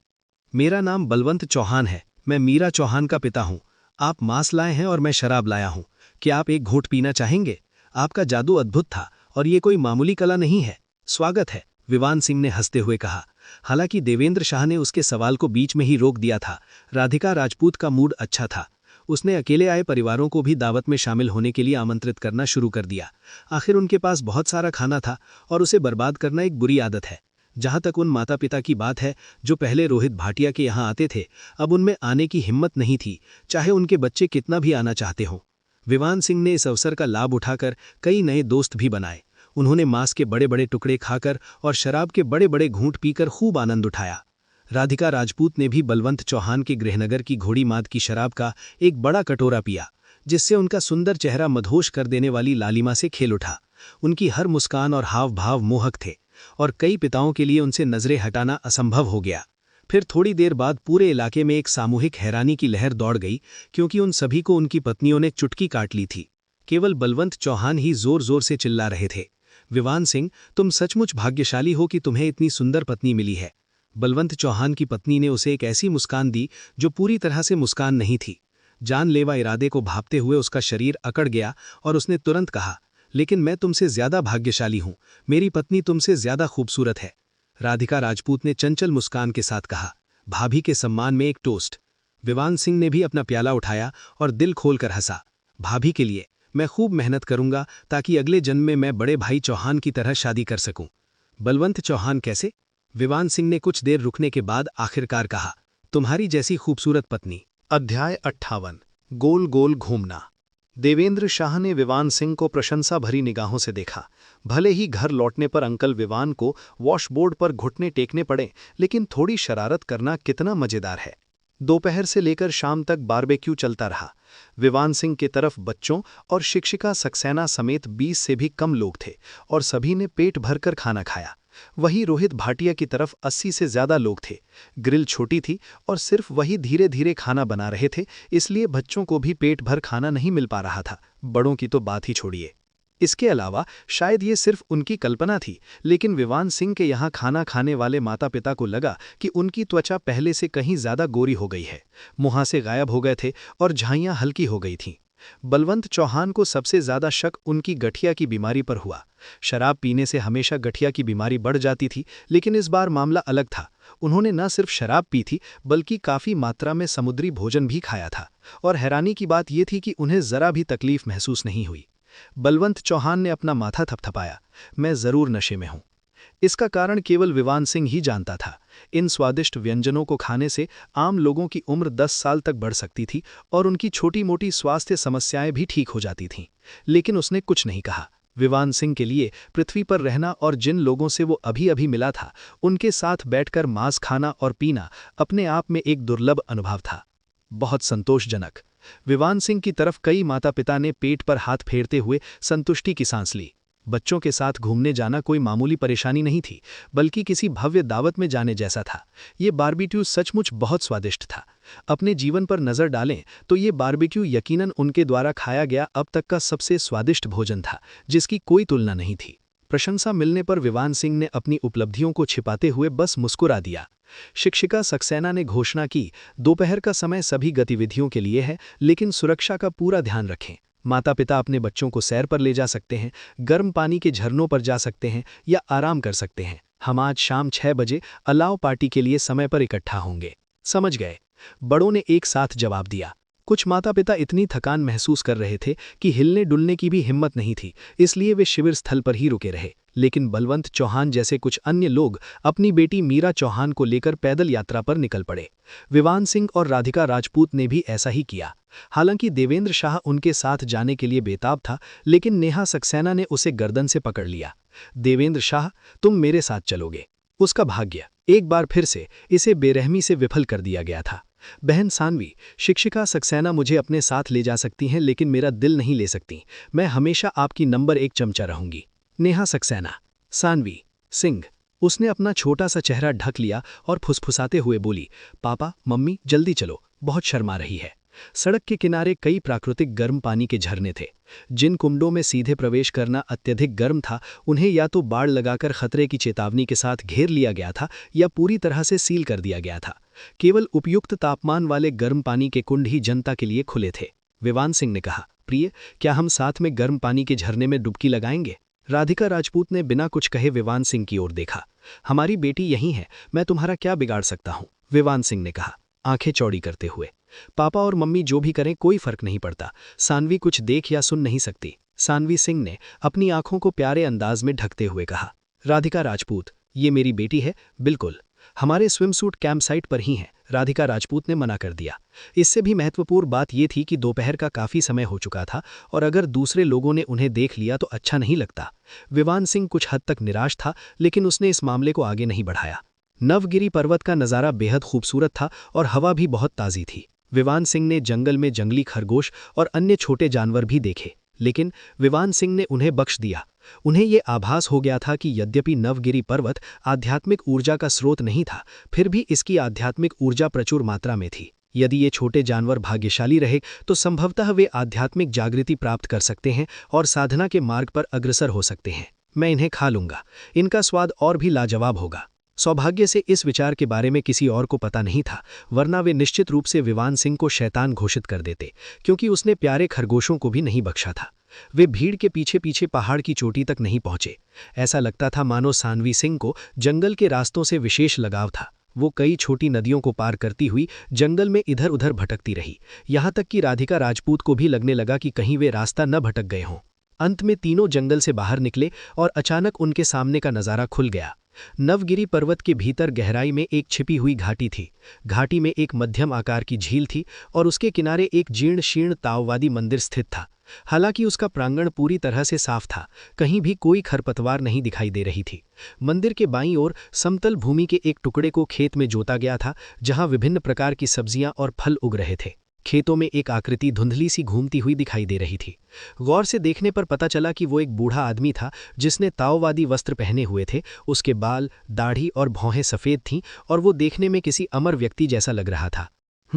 सफ़ेद बालों वाले बूढ़े व्यक्ति को जैसे उनका आभास हो गया। उसने अपना सिर उठाया और अपने खेतों के किनारे खड़े 3 लोगों के परिवार को देखकर थोड़ा झिझका और फिर हल्की हंसी से पूछा, क्या आप तीनों दातागण मंदिर में धूप चढ़ाने आए हैं?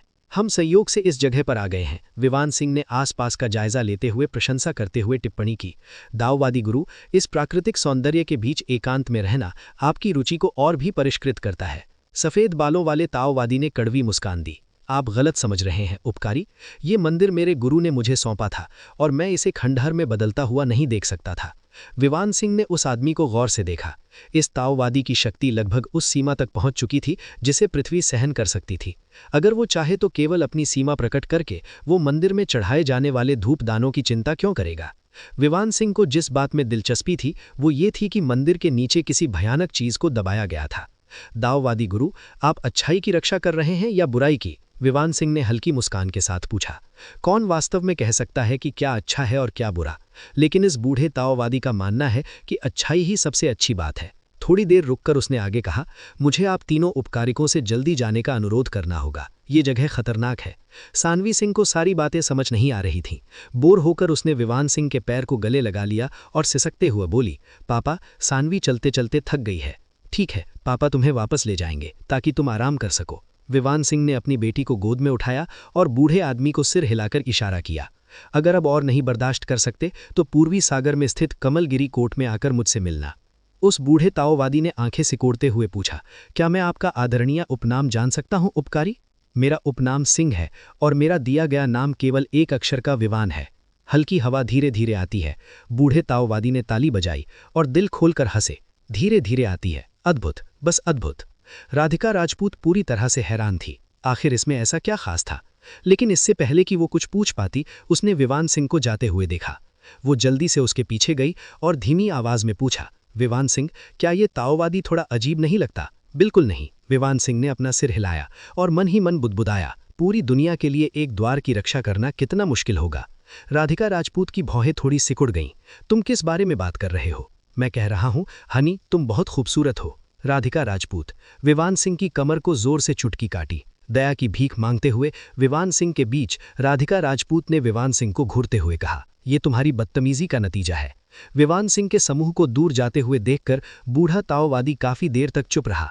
ताओवादी मंदिर के अंदर 7-8 साल का एक ताओवादी शिष्य बाहर आया और उत्सुकता से पूछा, गुरुजी, क्या ये नाइट वॉचमैन से थे? नहीं, तो फिर वे ही पहरेदार होंगे। शिष्य की आंखें चमक उठीं। मैंने अभी तक 12 पहरेदारों में से 6 से मुलाकात नहीं की है। जी, चाउ, इन, चौहान, वू और वे। वो कौन था? क्या वो सबसे रहस्यमय वे था? नहीं, बस एक साधारण राहगीर था। ओह, शिष्य ने तुरंत ही दिलचस्पी खो दी। लगता है हमें और साइन बोर्ड लगाने चाहिए। यहाँ हमेशा कुछ अनजान लोग भटकते रहते हैं। शिष्य, बूढ़े ताओवादी ने थके हुए स्वर में अपनी कनपटी रगड़ते हुए कहा, मानो वो अपने शिष्य और स्वयं से बात कर रहे हों। चाहे स्वर्ग और पृथ्वी हो या मनुष्यों का संसार, सब कुछ एक चक्र में घूमता है। कोई भी इससे बच नहीं सकता। अध्याय 59। तुम मुझे नहीं समझते। शिष्य असमंजस में पड़ गया। आप एक वृत्त की बात कर रहे हैं? ताओवादी ने विवान सिंह के मूल के बारे में ज्यादा देर तक नहीं सोचा, क्योंकि उसे पूरा विश्वास था कि वे फिर मिलेंगे। कभी कभी दुनिया विशाल लगती है, फिर भी कभी कभी ये अविश्वसनीय रूप से छोटी लगती है। उसने ताओवादी मंदिर की ओर एक नजर डाली, फिर कमर झुकाकर कुदाल से खेत में काम करना जारी रखा। ढलते सूरज की रोशनी में उसका शरीर दमक रहा था। अनाम घाटी को छोड़कर विवान सिंह अपनी बेटी को बाहों में लेकर शिविर स्थल पर लौट आया। बलवंत चौहान के अलावा बाकी परिवार ज्यादा दूर नहीं गया था। आखिर वो जगह अपरिचित और कुछ हद तक खतरनाक थी। विवान सिंह का 3 सदस्यीय परिवार थोड़ी देर आराम करने के लिए अपने तंबू में लेट गया। राधिका राजपूत सो रही सानवी सिंह से मच्छरों को दूर रखने के लिए धीरे धीरे पंखा चला रही थी कि वो अचानक रुक गई। जरा ठहरिए, अगर हर परिवार के पास सिर्फ एक ही तंबू है तो क्या इसका मतलब ये नहीं है कि मुझे विवान सिंह के साथ सोना पड़ेगा? क्या तुम्हें लगता है कि मैं तुम्हें खा जाऊंगा? अपने उस सतर्क चेहरे को देखो, विवान सिंह ने निराश होकर कहा। हैं? राधिका राजपूत ने होंठ सिकोड़े। क्या तुमने मुझे पहले भी नहीं खाया है? पूरी तरह से खाकर छोड़ दिया, बिना कुछ कहे चले गए और 5 साल के लिए गायब हो गए। तो क्यों ना हम फिर से कोशिश करें? इस बार मैं वादा करता हूं कि मैं भागूंगा नहीं, उसने मजाक में कहा। यहां? हमारी बेटी अभी भी यहीं है, राधिका राजपूत ने अचंभित होकर कहा। तो फिर बात खत्म, घर पहुंचकर हम दोबारा कोशिश करेंगे। चुप रहो, राधिका राजपूत ने अपनी छोटी मुट्ठी से विवान सिंह को हल्के से घूसा मारा। उसका सुंदर चेहरा झुंझलाहट से लाल हो गया। ये मनहूस आदमी हमेशा मेरे लिए जाल बिछाता रहता है। विवान सिंह दिल खोलकर हंसा। मेरी कंजूस पत्नी कुछ मामलों में कितनी भोली है, कितनी दिलचस्प औरत है। शाम 6 बजे सभी माता पिता और बच्चे इकट्ठा हुए और उपस्थिति दर्ज करने के बाद उन्होंने अलाव जलाया। बच्चों ने अपनी प्रतिभा दिखाने के लिए खुले मैदान का सहारा लिया। कुछ ने गाने गाए, कुछ ने नृत्य किया और कुछ ने कविताएं सुनाईं, जिससे माता पिता बेहद प्रसन्न हुए। देवेंद्र शाह के चेहरे पर धूर्तता साफ झलक रही थी। वो विवान सिंह के पास सरकते हुए हंसा और बोला, अंकल विवान, मेरे पास एक योजना है, क्या आप इसे सुनना चाहेंगे? विवान सिंह ने उसकी ओर एक नज़र डाली और अपना सिर आगे की ओर घुमा लिया। नहीं। वाह, ये आदमी क्या कर रहा है? मैं गैलेक्सी किंडरगार्टन में बड़ा अधिकारी हूं, मतलब सानवी सिंह का छोटा भाई, पूर्वी सागर का पूर्व सरदार। क्या वो मुझे थोड़ा सम्मान नहीं दिखा सकता? हमेशा की तरह बेशर्म देवेंद्र शाह ने फुसफुसाते हुए कहा, अंकल विवान, मैं आज रात स्टेज पर एक जादू का करतब दिखाने जा रही हूं, वो वाला जिसमें बादल वाली कैंडी बनाते हैं। क्या आप मुझे सिखा सकते हैं? नहीं चाचा जी, मैं आपसे विनती कर रही हूं, मेरे पास अनुशासन को बनाए रखने की प्रतिभा के अलावा और किसी चीज की कमी नहीं है। जरा सोचिए, अगर गैलेक्सी किंडरगार्टन के 30 बच्चे क्लाउड कैंडी खा लें तो भला उस मीठे स्वाद का विरोध कौन कर सकता है जो पहले प्यार जैसा है? क्या तब उन सबको मेरी बात माननी ही पड़ेगी? उस समय बादल मिठाई में बदल जाएगा और हजारों सेनाएं मेरी पुकार का जवाब देंगी। पूर्वी सागर के सभी किंडरगार्टन पर राज करना महज एक सपना नहीं रह जाएगा। फिर हम और बड़े और मजबूत होंगे, पूर्वी सागर पर विजय प्राप्त करेंगे, भारत देश में आगे बढ़ेंगे और अंत में अंतर्राष्ट्रीय स्तर पर अपनी पहचान बनाएंगे और पूरी दुनिया को इसके बारे में बताएंगे। जब बाल वाटिका केंद्र मजबूत होंगे तब भारत देश मजबूत होगा। देवेंद्र शाह अपनी योजना को लेकर उत्साह से भरे स्वर में बोला, मैं प्राथमिक विद्यालय शुरू होने से पहले ही ये छोटा सा लक्ष्य हासिल करना चाहता हूँ, इसलिए अंकल विवान, आपको मेरी मदद करनी होगी। ये सिर्फ मेरे लिए नहीं है। जैसे ही उसने बोलना शुरू किया, उसका सारा साहस गायब हो गया। आंखों में आंसू भर आए और उसने विवान सिंह के पैर को गले लगा लिया। ऐसा लग रहा था मानो विवान सिंह के मना करने पर वो फूट फूट कर रो पड़ेगा। विवान सिंह ने उस दृश्य की कल्पना की। कुछ शरारती बच्चे क्लाउड कैंडी लिए, सबको नीचा दिखाते हुए और ऐसे इतराते हुए जैसे कि वो जगह उन्हीं की हो, और सानवी सिंह बड़ी बॉस की तरह अपने चमचों को दूसरे किंडरगार्टन पर हमला करने का आदेश दे रही होगी। आखिरकार स्कूल की सुरक्षा उन्हें काबू में कर लेगी, पुलिस को बुलाया जाएगा और फिर अभिभावकों को तलब किया जाएगा। उसे या राधिका राजपूत को सानवी सिंह को दूसरे परिवार से माफी मंगवाने के लिए ले जाना पड़ेगा। विवान सिंह का चेहरा तुरंत गुस्से से लाल हो गया। कहीं और जाकर खेलो, वरना तुम्हें कभी मिठाई नहीं मिलेगी। अच्छा ठीक है फिर। देवेंद्र शाह की परिपक्व योजना पल भर में चकनाचूर हो गई। वो शिक्षिका नेहा सक्सेना के बगल में बैठ गया, आकाश की ओर देखा और बुदबुदाया, अंकल विवान, आप मुझे नहीं समझते, लेकिन मैं आपको दोष नहीं देता। जैसे जैसे विवान सिंह उस बच्चे को देखता गया, उसे लगने लगा कि देवेंद्र शाह को अच्छी खासी पिटाई मिलनी चाहिए। उसे ये सारे बेतुके विचार कहाँ से आते हैं? सभी को कल सुबह जल्दी उठकर नवगिरी पर्वत की चोटी पर सूर्योदय देखना है और फिर नमूने एकत्र करने हैं और बनाने हैं। नेहा सक्सेना ने 9 बजे अलाव पार्टी का समापन करते हुए घोषणा की। उसी क्षण रोहित भाटिया ने सबको पुकारा, कृपया अपना नाम मेरे पास दर्ज करा लें। हम कल रात जोशी परिवार के गर्म पानी के रिजॉर्ट में रुकेंगे। मुझे प्रबंधक को बताना होगा ताकि वो कमरे बुक कर सके। राष्ट्रपति भाटिया, आपके अथक परिश्रम के लिए बहुत बहुत धन्यवाद। हम वास्तव में इसकी सराहना करते हैं। राष्ट्रपति भाटिया। माता पिता ने बारी बारी से उन्हें धन्यवाद दिया। मूल रूप से किंडरगार्टन ने 2 रातों के कैंप की योजना बनाई थी।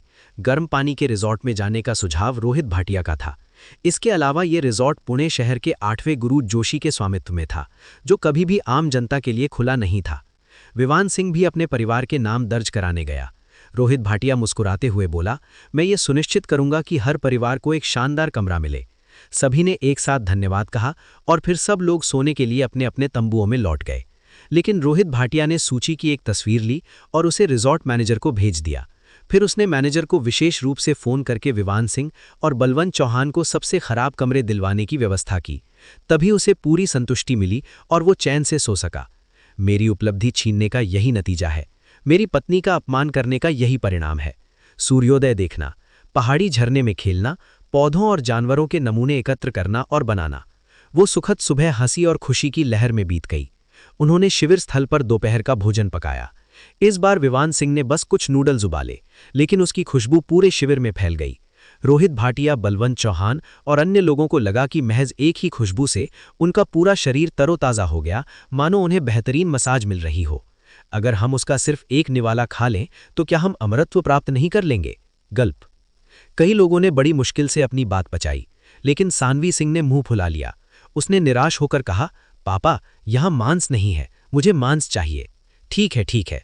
विवान सिंह ने नूडल सूप में भरपूर मात्रा में कटा हुआ मांस डाला, जिससे उसकी सुगंध और भी अधिक मनमोहक बन गई।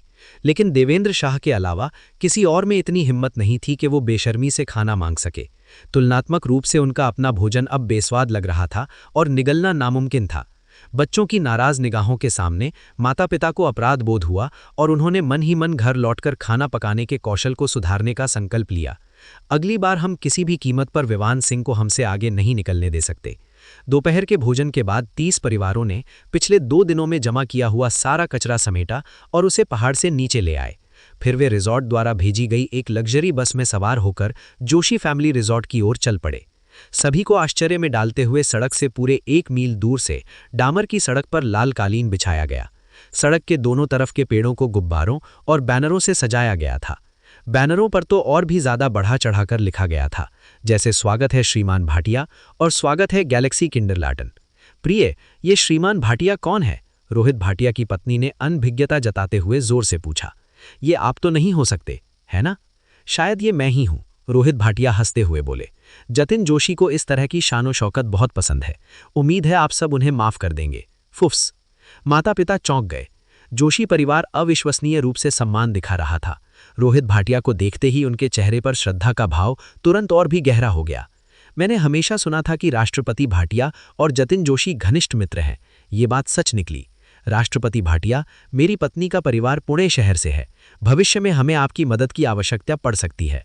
और भी कई बातें होती रहीं। रोहित भाटिया की मुस्कुराहट बेहद प्यारी थी। बिल्कुल, बिल्कुल। अध्याय 60 खेद। रोहित भाटिया को अपनी शान का प्रदर्शन करते देख उत्तर के बुलावसादे बलवंत चौहान ने अपने होंठ सिकोड़ लिए। उन्होंने व्यंग्य भरे लहजे में कहा, वाह क्या शान है। उसके ठीक आगे वाली पंक्ति में बैठी विवान सिंह ने बस मुस्कुरा दिया और कुछ नहीं कहा। कुछ ही देर में बस रिजॉर्ट की लॉबी के मुख्य द्वार के सामने रुक गई। जैसे ही समूह बस से उतरा, इंतजार कर रहा लॉबी मैनेजर तेजी से उनके पास आया। वो अधेड़ उम्र का आदमी था, जिसकी नेम टैग पर सुरेश शुक्ला लिखा था। उसने पेशेवर मुस्कान के साथ कहा, श्रीमान भाटिया, आप आ ही गए। तीसरे युवा मालिक ने मुझे विशेष रूप से निर्देश दिया है कि मैं आपका और आपके दोस्तों का अच्छे से ख्याल रखूं। नमस्कार सम्मानित अतिथिगण। अन्य अभिभावक कुछ संकोच में थे। आखिरकार ये 8वें गुरु के अधीनस्थों में से एक था। निर्देश दिया गया, रोहित भाटिया ने भौएं चढ़ाते हुए कहा, प्रबंधक के शब्दों में एक निहितार्थ को भांपते हुए। ओह, तीसरे युवा स्वामी को कुछ आखिरी समय का काम निपटाना था, सुरेश शुक्ला ने खेद व्यक्त करते हुए कहा। इसलिए वो आपसे व्यक्तिगत रूप से नहीं मिल सके। हालांकि उन्होंने कहा कि वो जल्द से जल्द वापस आने की कोशिश करेंगे। ये रोहित भाटिया बहुत निराश थे। उन्होंने अपनी बेटी के सहपाठियों के माता पिता को कई बार बताया था कि जतिन जोशी स्वयं उनके लिए भोज का आयोजन करेंगे, फिर भी वो स्वयं नहीं आए। हालांकि लाल कालीन और बैनर लगाना एक बड़ी शिष्टाचार की बात थी, फिर भी ये स्थिति कुछ हद तक शर्मनाक थी। रोहित भाटिया ने जबरदस्ती मुस्कुराते हुए कहा, आप बहुत दयालु हैं मैनेजर सॉन्ग। आइए सभी लोग कृपया अपने कमरे की चाबी लेने के लिए फ्रंट डेस्क पर जाएं। आपके सामान के लिए हमारे कर्मचारी उसे आपके कमरों तक पहुंचा देंगे, मैनेजर सॉन्ग मुस्कुराते हुए कहा। सभी लोग अपने की कार्ड लेने के लिए फ्रंट डेस्क पर गए। सानवी, तुम किस कमरे में हो? क्या हम पड़ोसी हैं? देवेंद्र शाह ने कमरा B07 की चाबी दिखाते हुए पूछा। राधिका राजपूत ने उस पर एक नजर डाली और उसका चेहरा बिगड़ गया। उसका की कार्ड कमरा C50 का था। चारों ओर देखने पर उसने पाया कि लगभग सभी लोग जोन बी में थे। केवल बलवंत चौहान को जोन सी में कमरा C49 दिया गया था। बलवंत चौहान ने रोहित भाटिया को घूरते हुए पूछा, इसका क्या मतलब है? रोहित भाटिया ने अनभिज्ञता का नाटक किया। बाकी सब लोग जोन बी में हैं, लेकिन तुमने मुझे और विवान सिंह को जोन सी के बिल्कुल आखिर में फंसा दिया है। तुम्हारी उम्र कितनी है? अभी भी ऐसी छोटी मोटी हरकतें कर रहे हो? बलवंत चौहान गुस्से से ललचाते हुए हंसा। लॉबी में लगे नक्शे में रिजॉर्ट के 3 आवासीय क्षेत्र स्पष्ट रूप से दिखाए गए थे।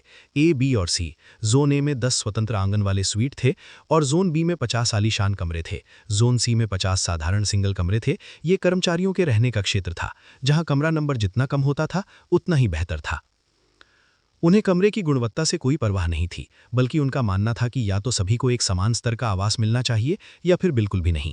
इस तरह का भेदभावपूर्ण व्यवहार स्पष्ट रूप से उन्हें अपमानित करने के उद्देश्य से किया जा रहा था। रोहित भाटिया अनजान बनने का नाटक करती रहीं। मैनेजर सॉन्ग, यहाँ क्या चल रहा है? श्रीमान भाटिया, बात कुछ इस तरह है, प्रबंधक शुक्ला ने आह भरते हुए कहा। जोन बी के कई कमरों में फिलहाल मरम्मत का काम चल रहा है और संयोग से हमारे पास 2 कमरों की कमी है। इसी वजह से हमें उन्हें जोन सी के खाली कमरों में रखना पड़ा है। हमें इसका गहरा अफसोस है। देखा, यही सच्चाई है, मैं कुछ नहीं कर सकता। रोहित भाटिया ने बेबसी जताते हुए अपने हाथ फैला दिए। अन्य अभिभावकों के चेहरे पर अलग अलग भाव थे। कुछ ने भौएं चढ़ाईं, कुछ ने अनदेखा करने का नाटक किया, कुछ दुर्भाग्य में आनंद लेते दिखे और कुछ ने उपहास उड़ाया। क्या बात है, क्या जोन सी आपके लिए काफी नहीं है? आप तो बहुत नाजुक हैं। वेल, वे एक धनी परिवार से हैं, उन्हें अपनी प्रतिष्ठा बनाए रखनी पड़ती है, आप जानते हैं। आप बलवंत चौहान का गुस्सा भड़क उठा। अगर उनकी पत्नी उन्हें न रोकती तो वे निश्चित रूप से एक घूसा मार देते। अंकल विवान, आप और आपका परिवार मेरा कमरा इस्तेमाल कर सकते हैं। मैं जोन सी में जाऊंगी। देवेंद्र शाह ने प्रस्ताव रखा। नेहा सक्सेना ने झट से कहा, हाँ, मीरा चौहान के पापा मेरा कमरा ले सकते हैं। मैं भी जोन सी में जाऊंगी। मैं देवेंद्र शाह पर नजर रखूंगी। उसी समय उसे अफसोस भी हुआ। अगर उसे पता होता कि ऐसा होगा तो वो रोहित भाटिया को सब कुछ व्यवस्थित करने नहीं देती। ये झगड़ा हद से ज्यादा हो गया था। कोई नर जरूरत नहीं।